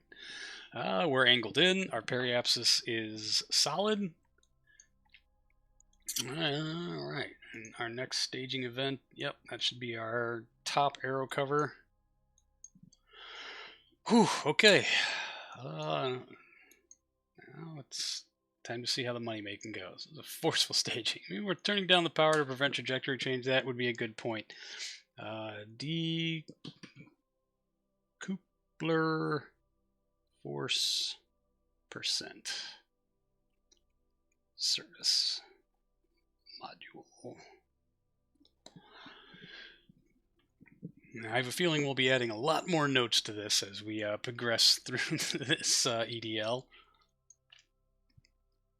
At least it's going to stuff that'll make money back on eBay. Will it though? Just sell your cat's FIA approved carbon fiber litter box for more models. Yeah,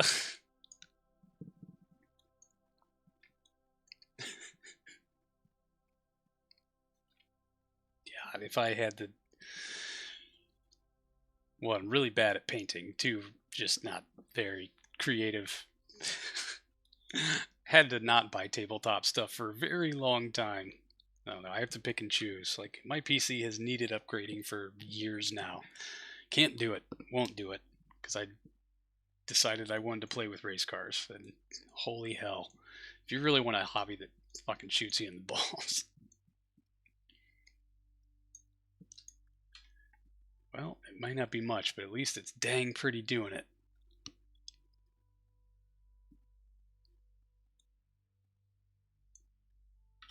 And that will be the last bit of pretty scenery we have as we go flying quickly into the night. Alright, 99 kilometers. Let's go ahead and bring up our heat shield so that we can see by how much I shorted the ablator and how screwed we will be because of it. Yep, already starting to pick up some charred ablator on that. And we have not even begun to okay, we are decelerating, but holy crap, we're moving at 10 kilometers per second. This is going to be spicy. Alright, if we start to see overheat warnings, we're going to Alt F12 and make a note of it. But generally speaking, lunar-rated heat shields should be able to tolerate a Mars interplanetary entry pretty handily. Although, man, look at that just go. And oh, we got like 5 more kilometers per second to bleed off.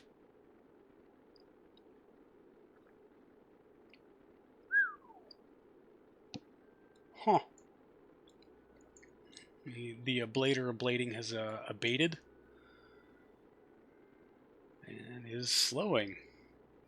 10 is less than 11. Only by just that little bit. The trick is to get other people to pay you to play with their race cars. Fair enough. Maintenance and co-driving for Dennis with too much money. And the next Jeff Gordon. Oh, that requires like talent and skill, both of which I have neither. You're really into car tinkering. Yeah, as money goes into that pit, it falls in pretty quickly. Oh, hey, look, our blader was actually enough. Airsoft, go-karts, RC playing, gambling, all expensive hobbies, indeed. All right, and as we kind of... Are we descending? Did we even capture? Yes, we are descending. Everything is going nominally.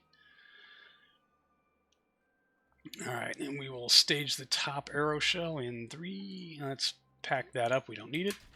Oh, good. Oh, good. That went well. Parachute is armed. 10 whole liters left. I should have left me some liquid ablator. Tasty. All right, at least we're settling back into a retrograde vector. Sorry. All right, RCS is still armed. Let's get our throttle set to full and get ready for heat shield jettison after we've reduced to an appropriate speed. Heating is a cubic function of reentry speed, so that little bit is the most important bit. Fair. Okay. Give me like 10 minutes to try to process that.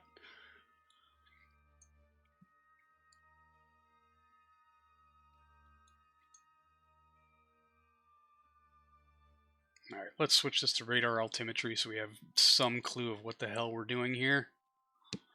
Alright, 1 kilometer per second across the ground. We'll get rid of the heat shield and give the engines a little tap just to make sure that we are clear of that thing when it runs into something. It's also mechanics. The vehicles give and then the vehicles taketh away. Alright, let's go ahead and stage off the heat shield. Tunk. Kill the throttle. Heat shield drops away. Excellent. Insufficient avionics. Yeah, and we will have insufficient avionics until we separate the top of the arrow shell. Either which way, we need to prep the lander by turning it on. Then before heat shield slap, it suddenly gains lift. It also has the avionics attached to it to kind of weigh it down and give it a more predictable flight pattern. Alright, parachute should be going out soonish. We're well within the threshold for its deployment. Just cartwheeling our way off of a retrograde vector, because why the hell not? How to turn a large fortune into a small fortune and start a race team. It is one of the more effective ways of setting money on fire. This is true. Okay, parachute. Oh yeah, we're not at 10 kilometers yet, so we'll just cartwheel our way through this. Patunk, there we go. There's a good grab. But this oscillating thing that it really, really loves to do, that's the thing that has killed most of my simulations. Carnassa, how's it going? It might be. It's just the guy I'm paying to fill in. Alright. Whoop, there's full parachute deploy. Let's let that drag us down a bit. Quite the majestic descent. It's the interpretive dance of Mars landings. Alright. And at somewhere close to 1 kilometer, when hopefully a lot of this interpretive dance has when it's worked its wiggles out,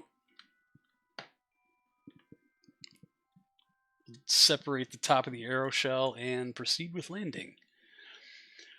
10 kilometers a second proportional with 10 cubed.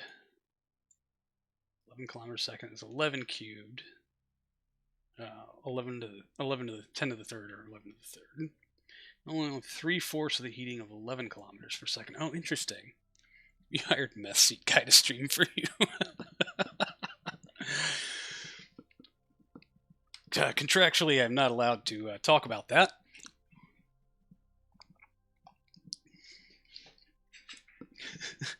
maybe I am talking just a little bit faster than normal.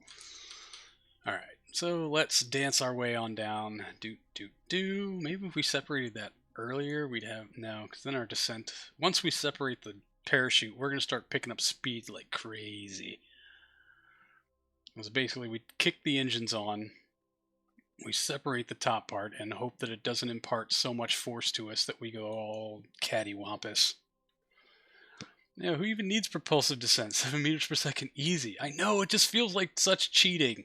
Like, maybe we just go ahead and touch down with that top part of the aeroshell attached and just kind of pulse the engines to slow us down the rest of the way, but it feels so cheaty.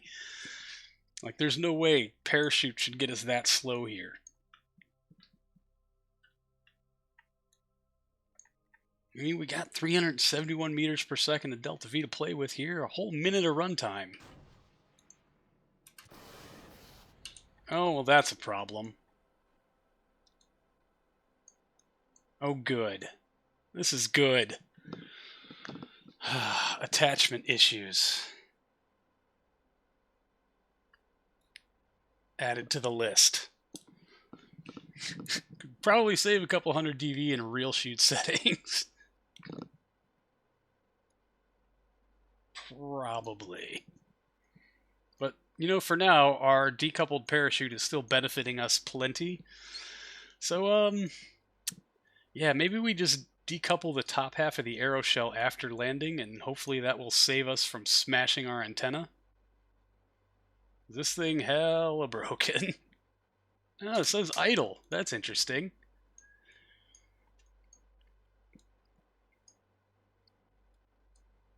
Yeah, got an attachment. I mean, really. See, for reals, right?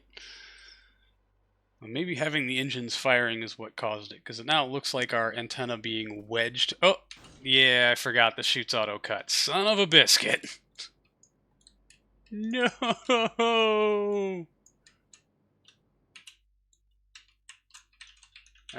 Yeah. You're just not gonna... Well, forks.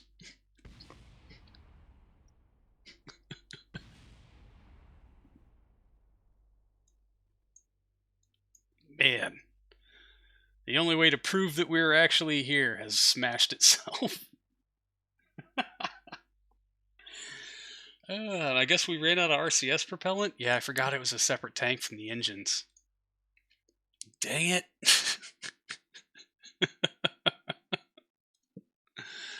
Fuck.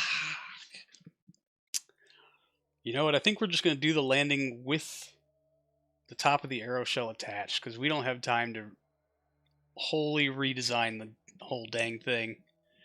A more interpretive dance for good measure. Taking the intuitive machines approach. Well, that's the end of the luck for this stream. Yeah, or maybe it's the culmination of all the bad luck for the entire stream. Yeah.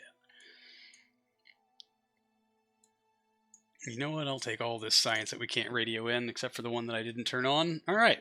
Now we know. We've got at least 4 things on our list that we need to address before we try to have a repeat of any of this. Are those Gemini homes?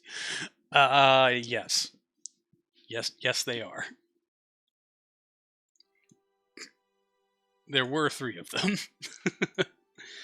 And you know, fairly decent ISP, much better than I can get with the HTP stuff, for which I have the tech unlocked currently, so, you know. Revert to vehicle assembly building. Alright. We know the comms on the dish is Tech 4. We do want to verify that. It's been a good year for landing rockets on the moon on their sides. Washington. Hey, you know, why should any of it be any different, right? Alright. Now then. Toggle open and closed. Alright, staging. Don't let me forget staging. Alright, yeah, Tech 4, S-band, 37 dB. We've got some wiggle room on our delta V. Which, by the way, let's fix staging. Those go, and then you go, you go, you go. Good. And then beauty ring goes. And then EFT goes. When EFT goes, RCS comes online. You just tell me there's no up or down in space. Glad space agencies are finally catching up. It's like, goddamn rocket hassle.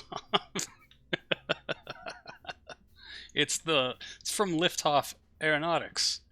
Got a problem with that? Alright. Anyway, alright. That goes. RCS comes online. After that is complete, then that one goes, and this one goes. Boom, boom, yep, alright, and then EFT jettison. Good. After EFT jettison, where are... The Japanese lander got a picture of itself upside down. I feel real good about your RP1s. Dude, same. And I was like, see, it's not just me. You don't highlight in the... Yeah, there we go. Alright. Then you. Alright, so after, that's that and that and that, and then you go, and then these have to come online at the same time, as well as these. Excellent. Okay, and that is service module jettison. After service module jettison, then we do arrow shell top. Yeah, what happened here? Okay, bottom, service module jettison, top and parachute. After top and parachute, yep, is bottom, and that comes with engines and RCS. And after engines and RCS is top arrow shell and set motors. Sweet. Okay, sorry. Now I can catch up with chat again. Still waiting for IM to lob that camera out of the top. Funny image of it lying there. And deploy for landing. They can't talk to it because the lander's on its side. There's an issue with the internal height. Oh, interesting. Okay, so attachment issues, don't know if we can do that. Decoupler force on the service module. That would be you, yeah, 32. Let's rein that in, take it down to nothing. We'll just let it kind of... We do kind of need some yeet on that to get it clear of us.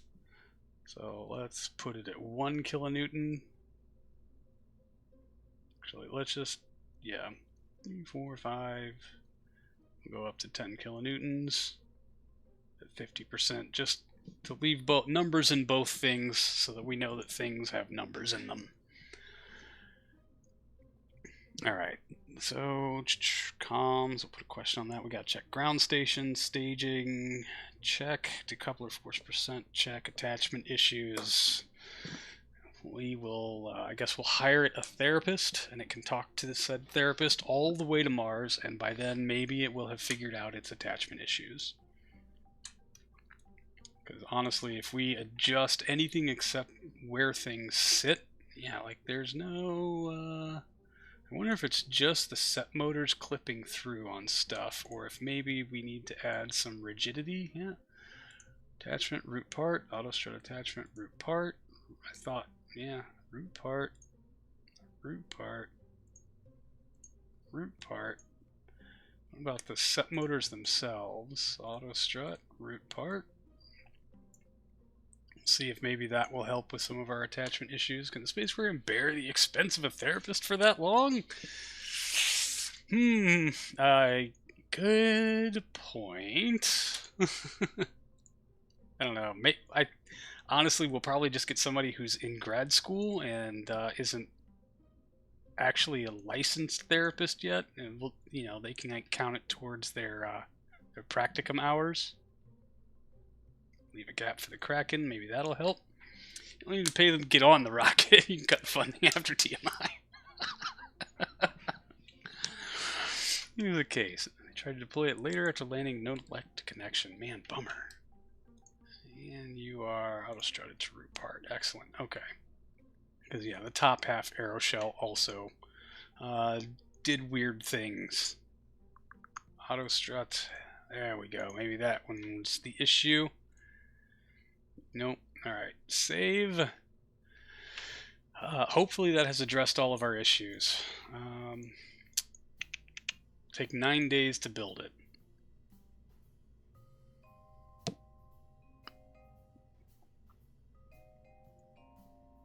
Oh, dang it. Of course the fairings went to a completely different stage. Why wouldn't they? Cheese and rice. Alright, save. Insert better help segment. You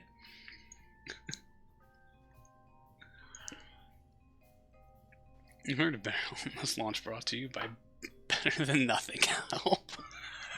Oh god. Ooh. Alright, we're gonna hit save edits. We're gonna move on with our life because we have the orbiter has to go up first because it needs to be in the prime of the window because it's already rolled out to the pad and ready to go. So, save edits. Adjustable heat shield, unlock. Yes. Boom.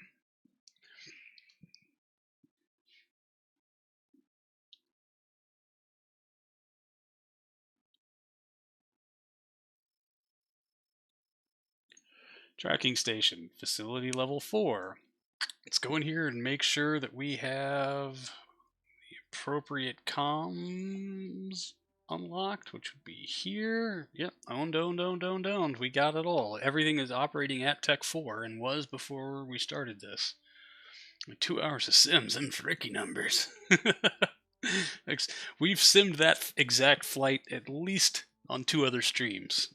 Maybe not for the whole duration of the mission, but at least launch to orbit and then Mars to EDL.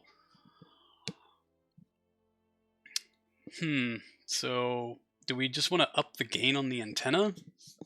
Oh wait, tracking station. 120, and we're out. It is 19. Maybe we just kind of ramp this the hell up so it's done before they leave. 116 is in what, 7 days? Oh gosh. The orbiter will already be on its way. I wonder if that didn't get taken into account for the sim. I'm real interested in this. It only needs to be done when they arrive. Excellent. Then we will dial that back and save the money. Alright, integration, that's at the pad. We're going to wait 6 days for that to do things. That won't be around ready at 118. Do we want to rush this? That's 9 days from now. Well, considering 6 days to launch, then refurbishment, I think that should be fine without rushing anything. 9 days to replace a heat shield.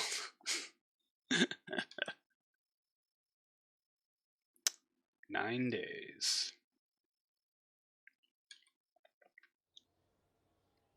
Okay. Mars, November. Yeah. We don't care about that. Warp to complete.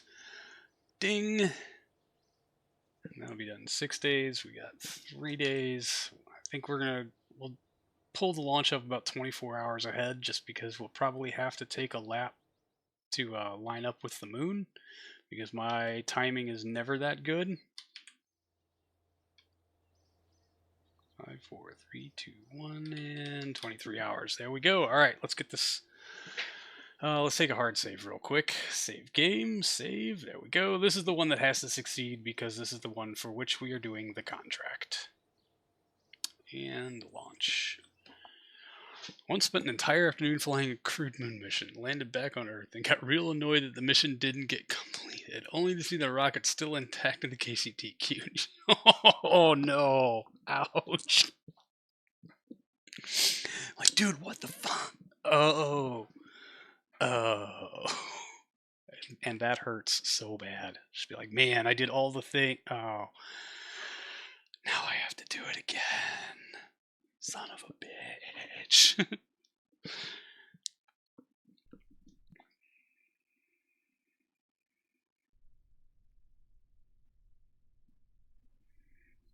Does it cost more overall to do the building upgrades faster?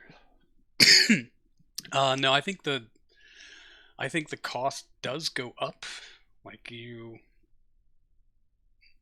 yeah, gosh, I don't know. Honestly, if you're still spending the same money just doing it faster, or if you're spending the money faster plus a penalty, it would make sense to have a penalty on anything over 100%. Same cost total from 1 to 100. Okay. Gets real expensive fast beyond 100%. Okay. Once you speed it up, the cost goes up. If you slow it down, the cost's the same, but less per day. Yeah, that makes sense. Anything above 100%, there's like a penalty fee. Let's set as target. Let's up our QA to 2000. See if we can get some efficiency back in this launch. This one does not have the relightable 405s. So whatever we get to orbit with is what we've got when we get to orbit. So, meh. Launch into plane to target and engage autopilot. All right, y'all. Ooh, hello. Cloudiness, I suppose. I have to visit the little cosmonaut's room, so we're going to make sure this gets off the pad, and I'm going to go take a very quick break to go do this. This is the one for the contracts. This is the one we actually need to succeed. We would like them both to succeed, but we need this one. Because we got the Venus part of the early interplanetary stuff done, or interplanet stuff done. We just got Mars flyby and Mars orbit is left on that, and then we can close out that program and start doing something else with it. Watch over it, Defenders of Agathon! Green across the board, all engines running. Clamps, and we're going. Alright, y'all, I will be back in about 30 seconds.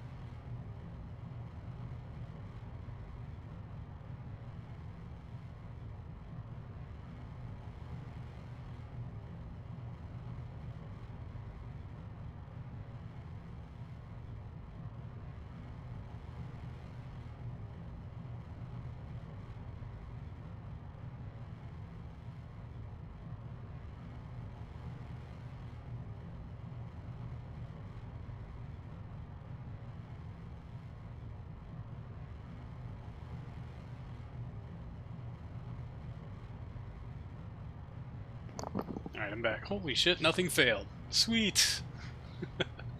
Fun fact, test flight has logic for like 10 different types of failures. Gimbals, flight controls, thrusters, etc. But I've only ever seen engine failures that have configs. Oh, that is interesting. At least you used to have logic for other failures. Not sure if they got pruned, researched to kill test light. That'd be interesting.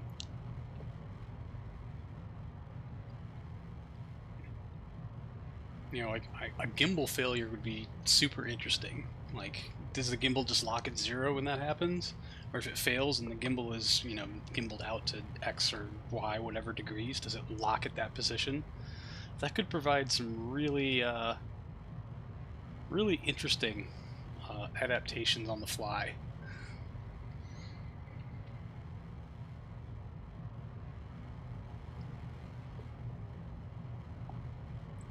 Not that I need to see more failures than I already experienced, but it would be a fun thing to just have in there. You fail both either hard over or centered or last position. And pick them dynamically. Oh.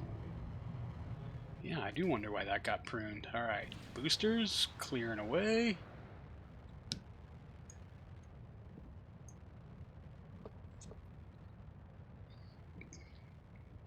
Very interesting.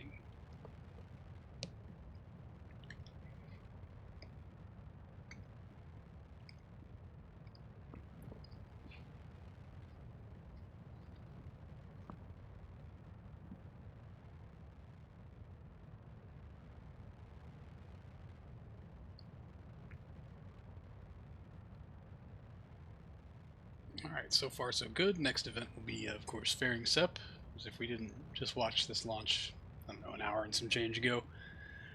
But yeah, I got a little less than an hour left in the stream, so hopefully we'll be able to bring this one on path for its flyby of Mars, or its path, hopefully, to orbit Mars, and get it all plotted out. I have my reservations about this 2351 being enough to perform capture once we get there, based on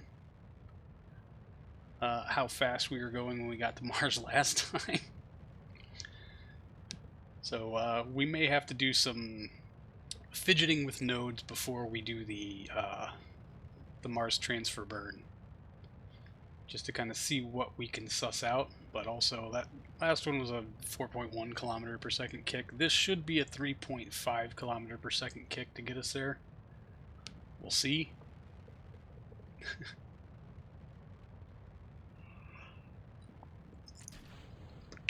Fairings clearing away.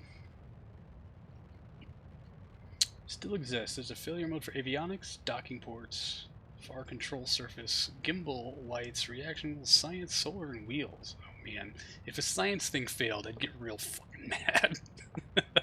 Like, just really, really mad. Lights? Okay, we can have some lights fail. That would be fun. Docking port failure. Like, man, there's a lot of really interesting ways you just keep killing Kerbals with a lot of this stuff, but I guess that's supposed to be the point, right? Space is hard and dangerous and stuff breaks. Wheels. I break wheels all on my own. And how many of these things, if you have like an engineer, how many of these things can an engineer fix? I guess the balance there needs to be sorted out. When piloting the transfer with a pork chop plot, remember to ask MechJeb for a capture to get the true optimal departure. Interesting. Okay. Remind me. I mean, should I do that when setting uh, timers or when plotting this departure node? Alright, we're coming up on Miko. Every module has a do fix function for the engineer. Oh, okay, cool. So it's totally up to you in the configs. Avionics failure could be brutal. Could be. Otherwise, we only optimize for the cheapest departure burn. Gotcha. Okay. Yeah, when setting timers for leaving. Okay, so nothing I can do about this right now. But for after when I screw this up and I have to do the mission again in 2 years. All right, Ullage ring cleared away. Sweet. 405s are running. Solid light on both of them. Excellent. Let's keep on keeping on, shall we?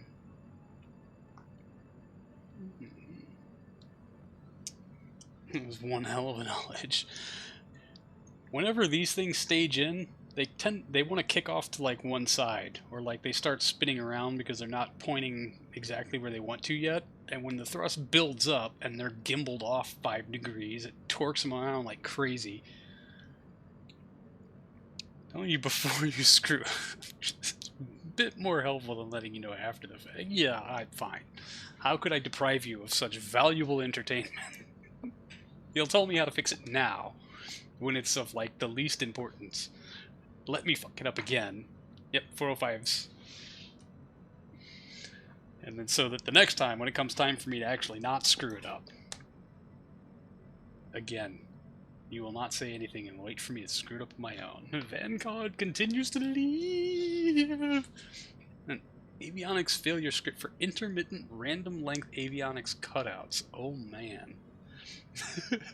Your avionics are broken. No, they're not. Yes, they are. No, they're not. Damn it, damn it, damn it. Oh, I mean, that would be frustrating as hell, but super fun to play around. Like, how can you adapt to that?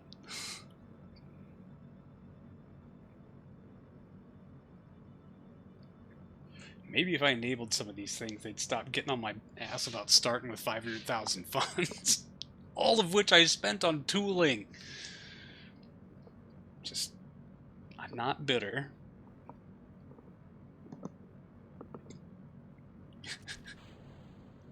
Alright, EFT clearing away. Test light failure, avionics invert, just it says on the tin. It could be pure evil. Avionics invert? As in, like, it's just going to set your control point to the butt instead of the nose. Just, oh, your avionics is inverted and now you're, oh man. It's the proton failure. It's uncanny how easy it is to guess.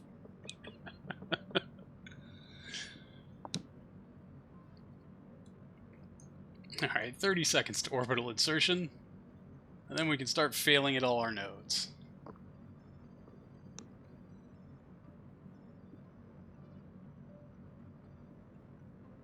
Engine coolant failures, another evil one. Oh yeah.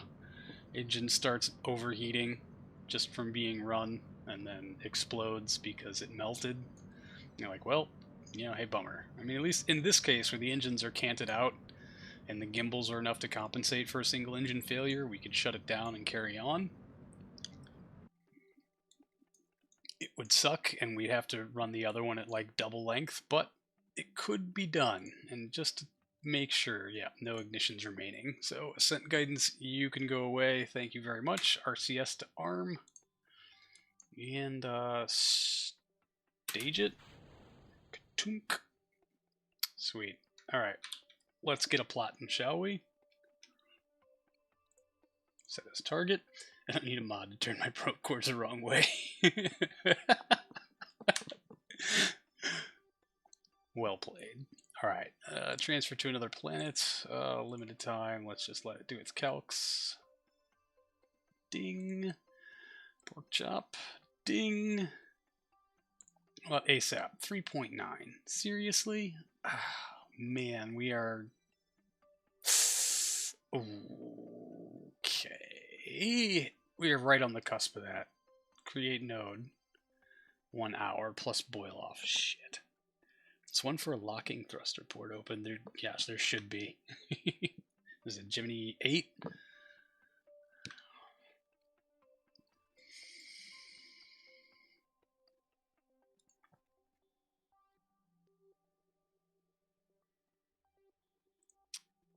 Control enabled actuation toggle 4x throttle.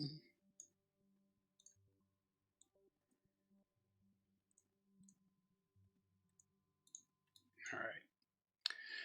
Execute next node. Just hope for the best. We might have to clean up. We don't have a backup propulsion system on this. Son of a bitch. Yeah, we cannot light this gamma. We cannot, should not, may not light the gamma. So whatever we do, we're probably going to have to clean it up on RCS. There is a thrust jam that shoves the engine to full throttle. Oh god. It's so great on a lunar descent, dude. Why I want to do abort anyway. And we're out. Yes. Oh, I wonder if they don't have these implemented because I don't know, with more failure modes, you have to really dial down how much any one failure can occur. But you need like the total percentages, like let's say just spitballing numbers for, you know, for any of these generic non data unit driven failures, you have like a 1 in 1,000 chance. And then, but if you've got like 10 failure modes, each of them has to be now like 1 in 100,000 or 10,000, right? And getting that kind of balance figured out, especially if you're trying to like say, well, the more of these thrusters that you build, the more reliable that they'll get. We need to implement a data unit and a tracking system, and like, how does that scale? Like, there's a lot of work that could go into that. Never got implemented in RP1. Fair enough. Years ago, got it. Test flight failure, explode. Oh, good. Or to require way better telegraphing than test flight as at the moment, not to be extremely front. Exactly, yeah. Like you'd really have to dial it in. It would take a lot of balance passes to get that right and worthwhile, and not just something that makes everyone who plays your mod rage quit.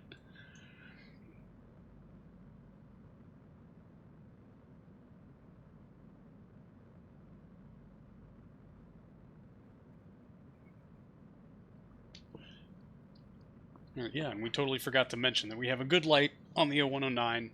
We're pushing towards Mars, thank goodness. Because if that had failed, oh, buddy, well, you know, we'd just be where we are.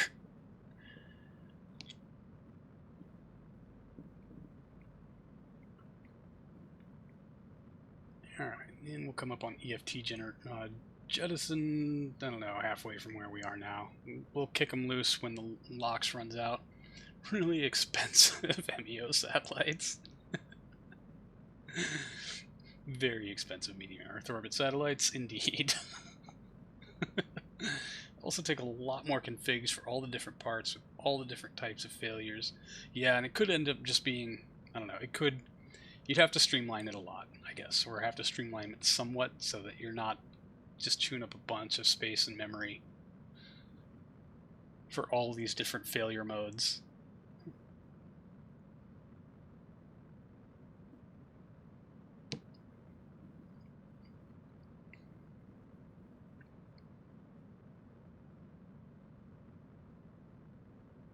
Alright, 46 seconds to EFT jettison. And we'll see where we're at the end of that, because hopefully, oh, hopefully, we can actually get somewhere on this. I'm gonna be real. Oh man, I didn't even check the telemetry or the. Damn it! Fuck. Fuck.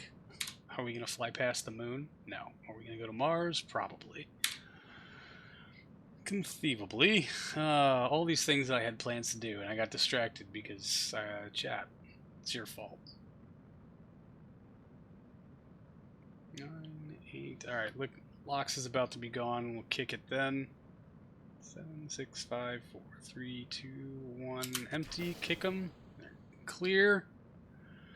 Oh, it does not look good. It does not look good. Yeah. Shit. Shit, shit, shit. Do I have comms? No, I do not. Be more fun to have more failures you can recover from and less that are mission ending. I agree. Like, that's why I think it'd be fun to play, or to play with a little bit, is because some of them you can recover from, or at least compensate for. Whereas engine fail, like, for the most part, yeah, you're, oops, it's done, mission over, if you failed. Everything sucks now. Good day.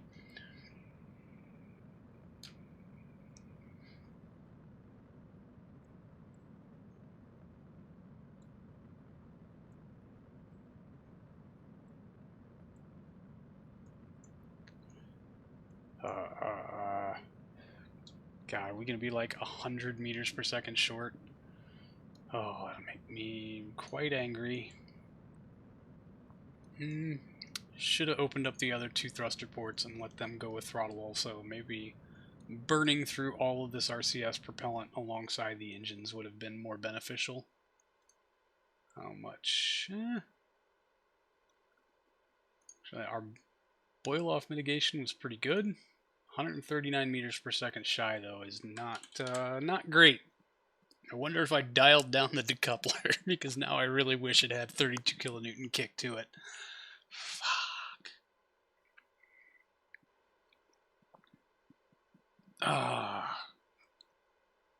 I'm really tempted to redo this launch and just go to a higher orbit, because we've got the Delta V to do it.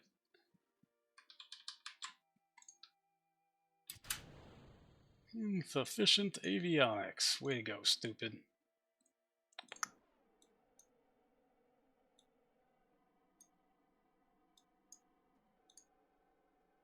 We're not going to get 130 meters per second out of those teeny tiny little adjustments.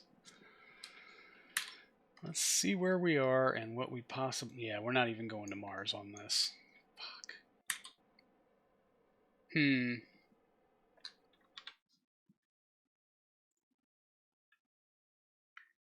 not the VAB. We're going to revert to launch. We're going to go to a higher orbit from launch. We're going to go up to like 250 because we got the Delta V to do it. We got the Delta V probably to go to 300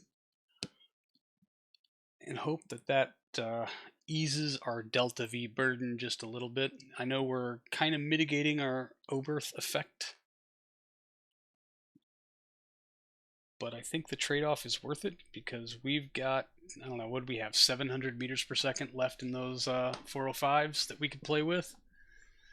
How big is a plane change component to the maneuver? I don't recall. Dang it. I should have warned all of you so that we could gather a bunch of data before we do this. Right?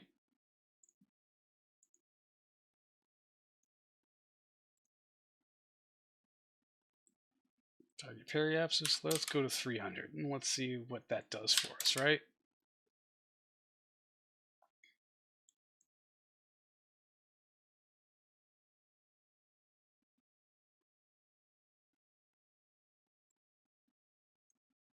All right. Keep track of it this time, Nova. If we have to do this launch a third time, and we can just, I don't know, plan it better. Your job is planning. My job is clicking the MechJeb buttons and then sitting back in my chair.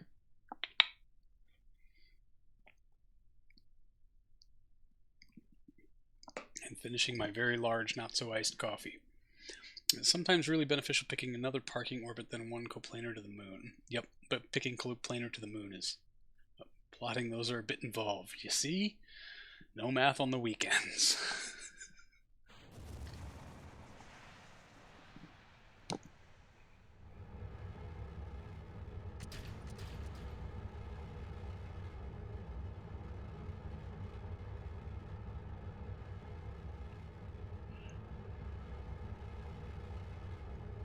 You know the benefit difference can be you can't launch into the plane of the moon. I'm failing to see the benefit part of this equation.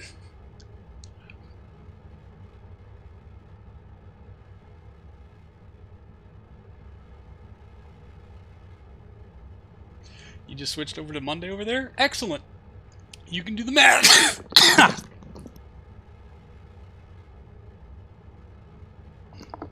Okay, sorry. I took a sip of water and inhaled it, and everything went really wrong. Yeah. Switched over to Monday? Excellent. You can do the math. What about launching into an elliptical orbit for more Oberth effect? Let's see. We know our transfer has to be at night. We are launching at night, so we will be here-ish. I guess if we put our periapsis or our apoapsis higher and attach our altitude lower, like if we attach our altitude to 300 and we put our target apogee at like what, 350? Click attach. Guidance initializing. I'm glad I did that all mid-flight. These are all things worth trying.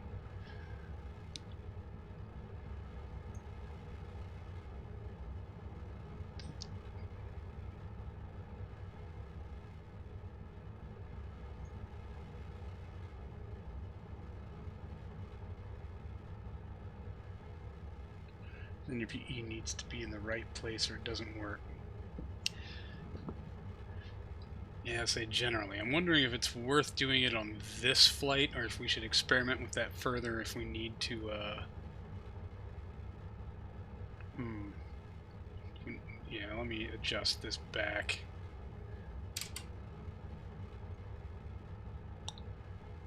If we need to experiment with that further, let's make some visual notes. Y'all are probably going to have to remind me.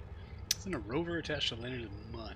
Don't want lander to be as active vehicle because wheels are moving. Instead I want lander to be active.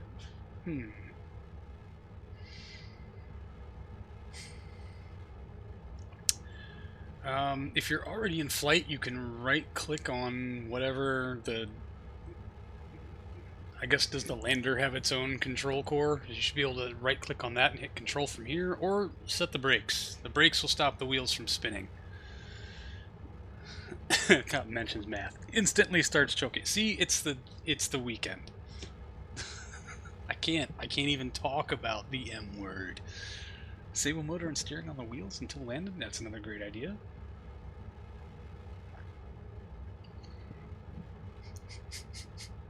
Yeah, sorry about your ears and my choking into the microphone. I just couldn't get to the button quick enough.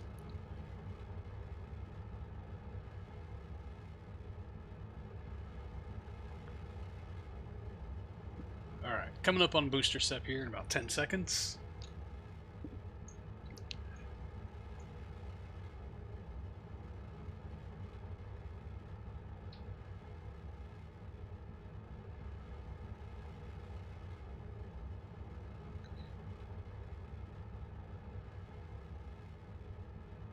Alright. Boosters. Ka-tunk. Clearing away. Like peeling a banana. A very, very, very expensive banana. Another way without disabling the wheels. One craft.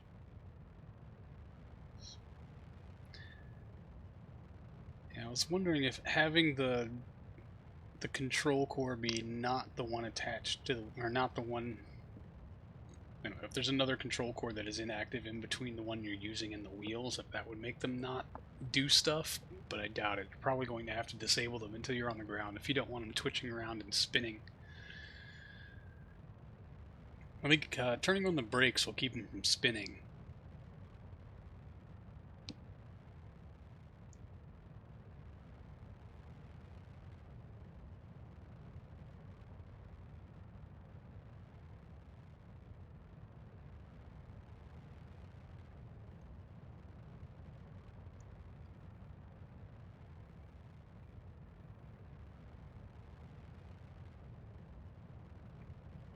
The Korolev parallel. The Korolev stick, it has also been called. The Korolev was too cheap to buy 4 decouplers, so only bought 2 and just attached 2 boosters to each decoupler because it saves you a little bit of mass. And when you put a bunch of that stupid trussing on everything because you insist that it looks somewhat realistic, you gotta cut corners somewhere. And well, it couldn't be payroll anymore, although we did try. Fairings clearing away. Yeah, another minute and 32 seconds on core stage for Miko, and then our 405 Twitchy Boy ignition.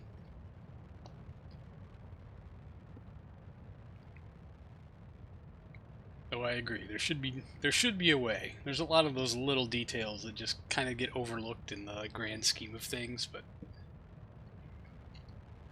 you know, it is what it is.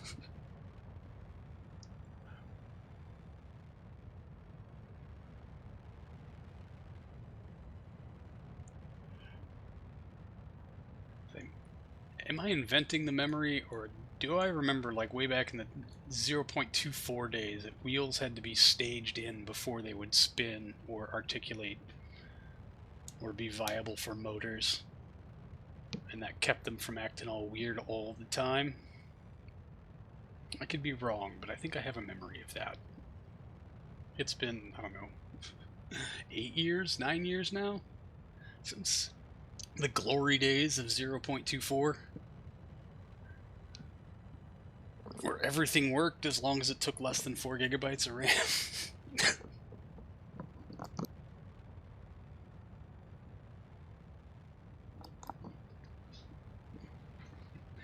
Plus wheels had to be staged until action groups made that redundant. Ah, okay. Engineer and scientist expenses in the space program are not salaries, but lawyer fees for class action lawsuits over wage theft. Wages? Y'all are getting wages?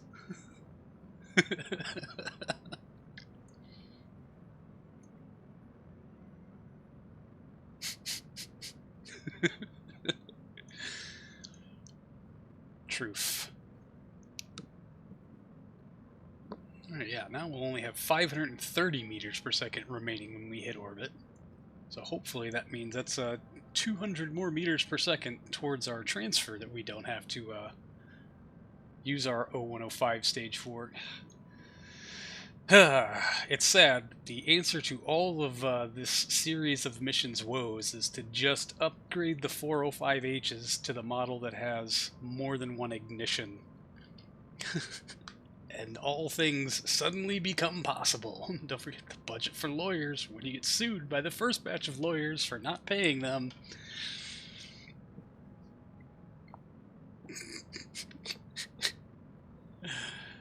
Some joke about, like, they need to come inspect the working conditions and end up on the hot end of a test fire. And the problem just kind of sorts itself out. It's just lawyers all the way down. It's just lawsuits paying for lawsuits paying for lawsuits. Oh, we just tie them up in litigation forever. We have no liquid assets, but the government just keeps handing us money, inexplicably. Lawyers and PR teams.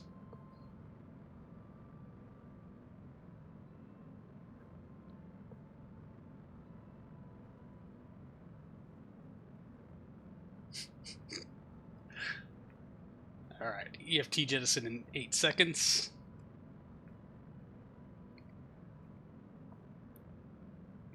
We probably could have gone to 500 by 500. Ooh, wiggle wiggle. That cost us a little bit, but alright.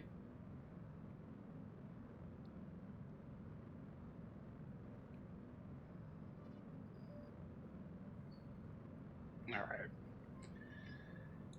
Moving swiftly along.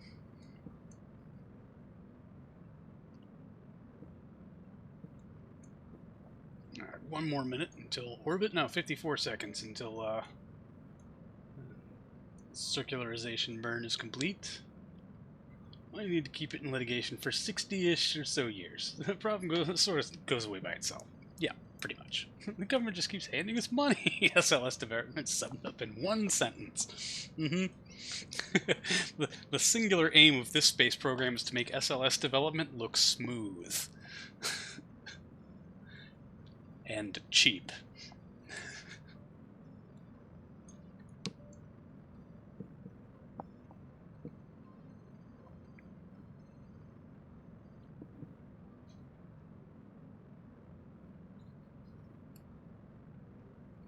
Alright. Yeah, 5 seconds to Seco. And whoop! Yep, 300 by 299. Sweet. Alright, let's kill this. Let's... Okay, all that is queued up and ready to go. Let's see what our transfer burn looks like now that we're at a higher altitude. Set as target. Alright, include capture burn, right? Whew, no, don't include capture burn. Very abscess. Let's bring this down to, I don't know, 100 kilometers. I know it's not actual, but... Click ASAP, 3.9 even. Whoa, why did... What in the... 3.9 even. Do we have it? No. I mean, almost, but we did not save near as much as we should have, or could have, I guess. And for Starliner, we have the government hasn't given us enough money yet. Why won't they give us more money?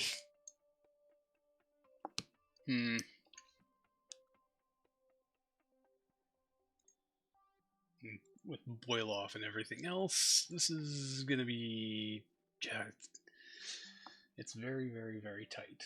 Very, very, very close.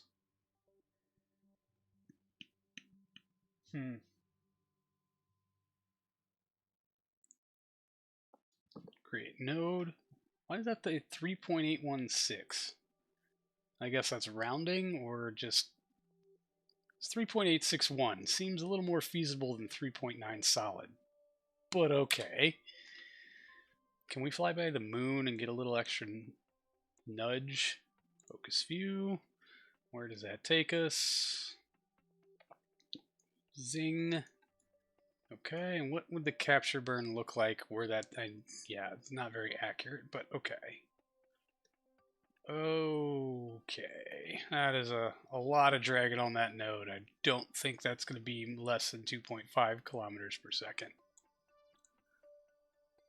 Oh, 5.1. Shit. Can you open the maneuver node editor? Sure. Boink. There you go. Yeah, 100 meters per second of radial and negative 700, well, 700 meters per second of normal. You don't want to add, include capture burn. All right. Remove all nodes, include capture burn, ASAP, 12.5 kilometers per second. Is that, how does that work? 700 normal isn't horrible. Okay. Ejection optimization failed. Try manual selection. I'm sorry, what?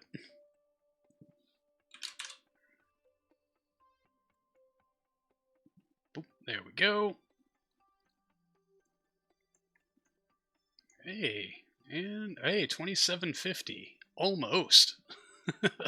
God, it's gonna... Well, that's a circularization burn. That is not total capture. And what's our ejection burn? 4.9 at this point. That's in 2 years. Oh, dang it. Son of a bitch. Remove all nodes. ASAP. Yeah, 12.5. You're already orbiting... I'm sorry, what?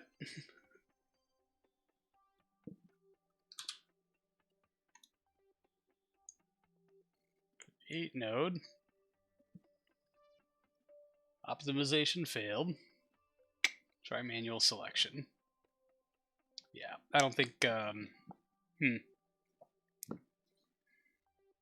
Press reset under pork chop. Ding. Okay. 10.64. 5.1 ejection. Yeah, okay. This has made everything worse. And wow, buddy boy. 4.5 to capture it. That's a huge normal adjustment. Yep. 3.8 kilometers per second in normal. So I guess the answer here is to launch into a different inclination, right? So to make that flight plan work, you want to go into another parking orbit before. Yeah, that's kind of what I was thinking also, but how do we know what parking orbit to go into? Do we need to see where the maneuver node is relative to our prograde and adjust our parking orbit degree along those lines? Now, let me stage this off. RCS to ARM, stage. I don't have comm, so I can't pull myself away any quicker. But we will tap, tap, tap. How do we know, or how do we get the information we need here?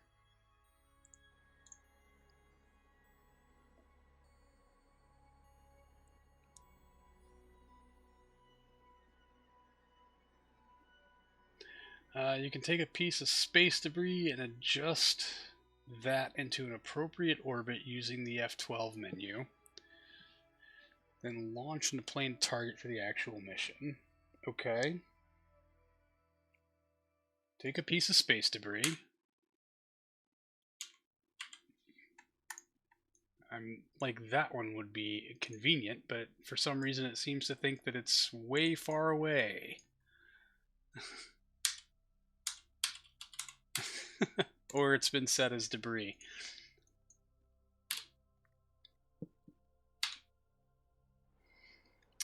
You'll want to revert first. Yeah, that's fair, because that won't be there when...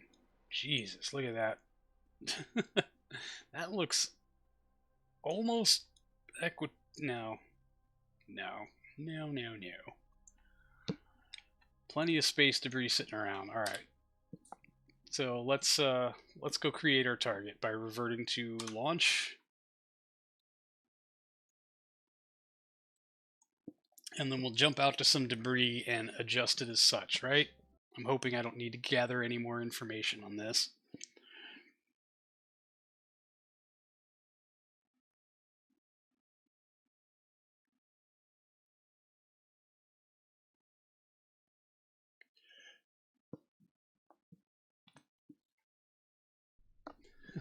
How to cheat really well at KSP.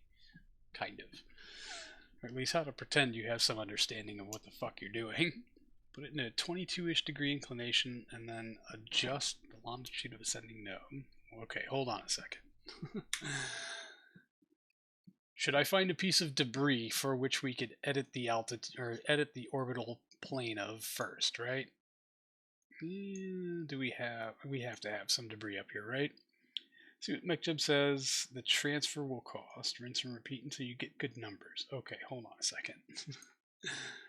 Let's go back just a few steps. I know where we got a good chunk of debris we can use.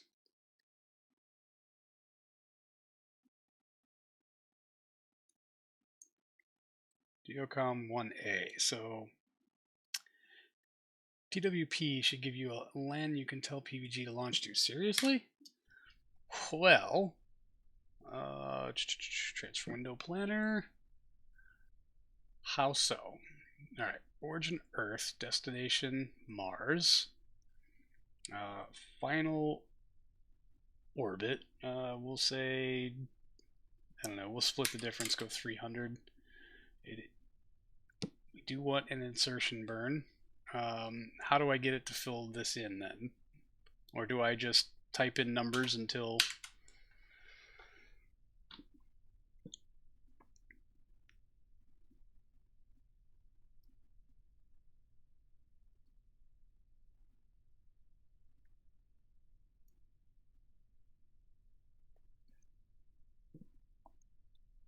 What's today? 114.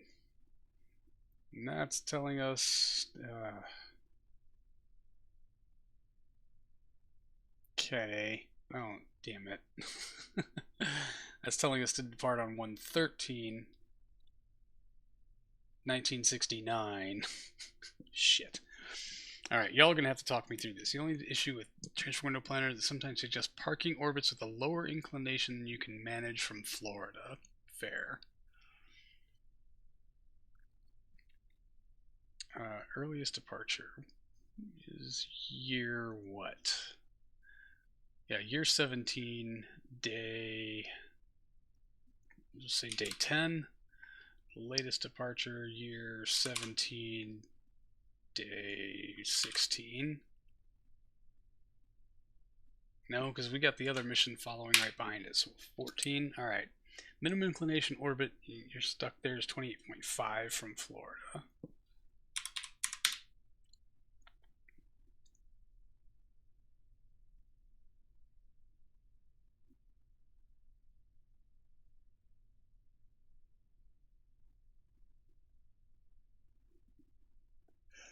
Ejection 3679. 2760 is still a bit out of par for us, but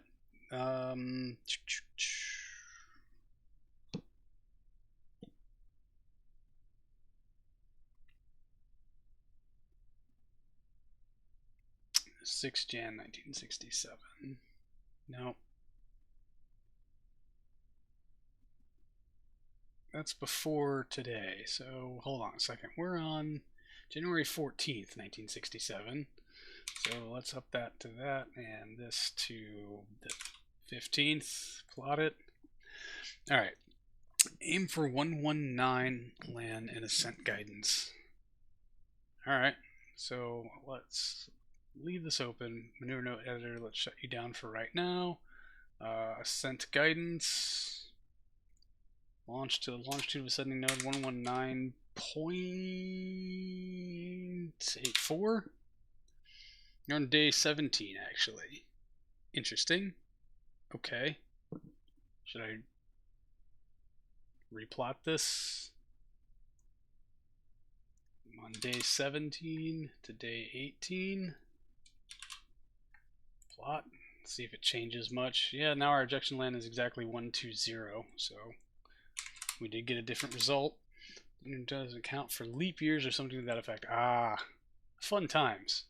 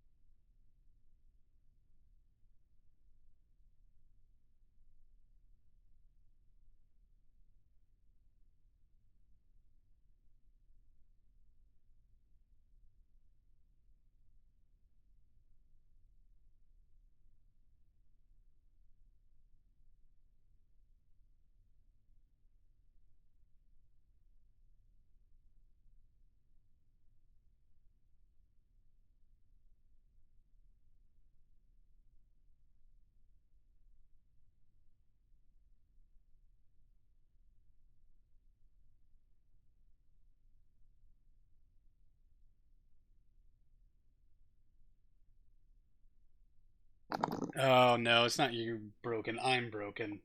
Oh man, I've been sitting here asking you guys questions for 10 fucking minutes, wondering why I'm not getting an answer. It turns out my microphone was muted. Okay. So, in all the talking to myself, I think I figured a few things out.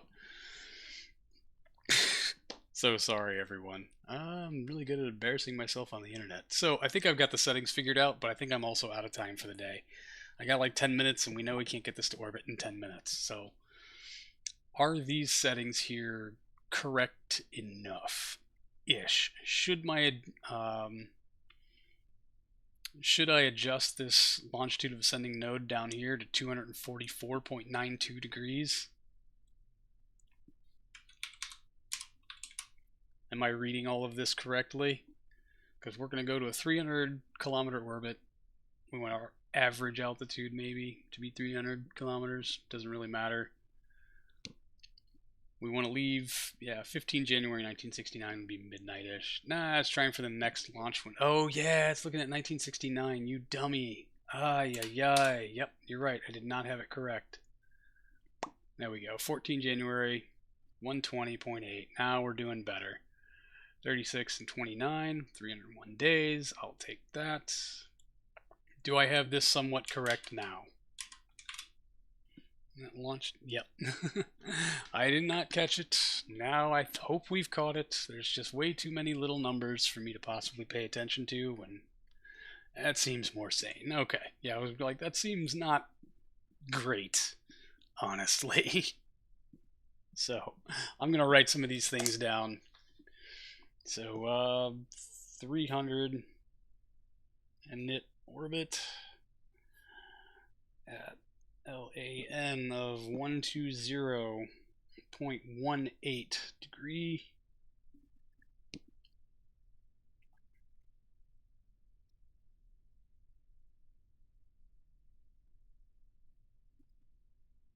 And hopefully that will end up being within spec when we get there. Well, like this ejection DV 3656, we can afford that. That's no problem. The insertion delta V 2984, I'm assuming this is trying for a 300 kilometer by 300 kilometer circularized orbit, right? Which we don't have the fuel for. We got 2531. There's probably a little bit of minus on there, but I'm hoping that just getting into an orbit will cost less than that. Oh, we don't have to be in a circular orbit. We got to be in an orbit. 11 months to hit Mars, that's a long transfer. Yes, but it's within our fuel spec. I'm really hoping that we can pull it off. So there's that. So, that KAC alarm, why not? Close. Copy details, because why not? All right. We're going to close this out. I think that's all I really needed was the launch to ascending node number. I think the contract just requires an APO below 20,000 kilometers. I do believe you are correct.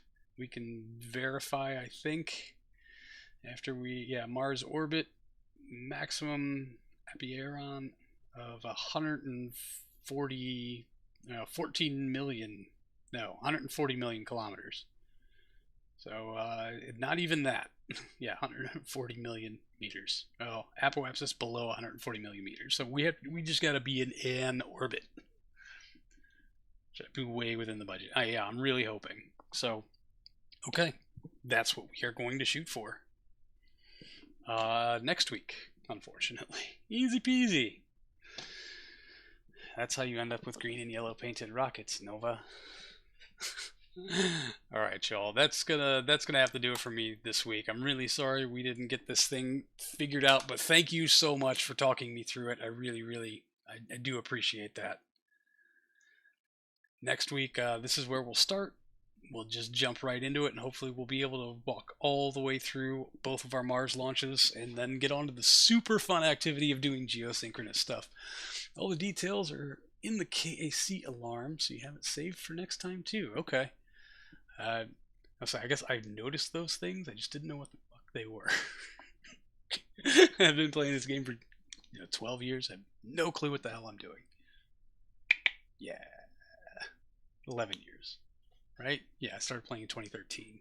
And it's 2024. Nope. No math on the weekends.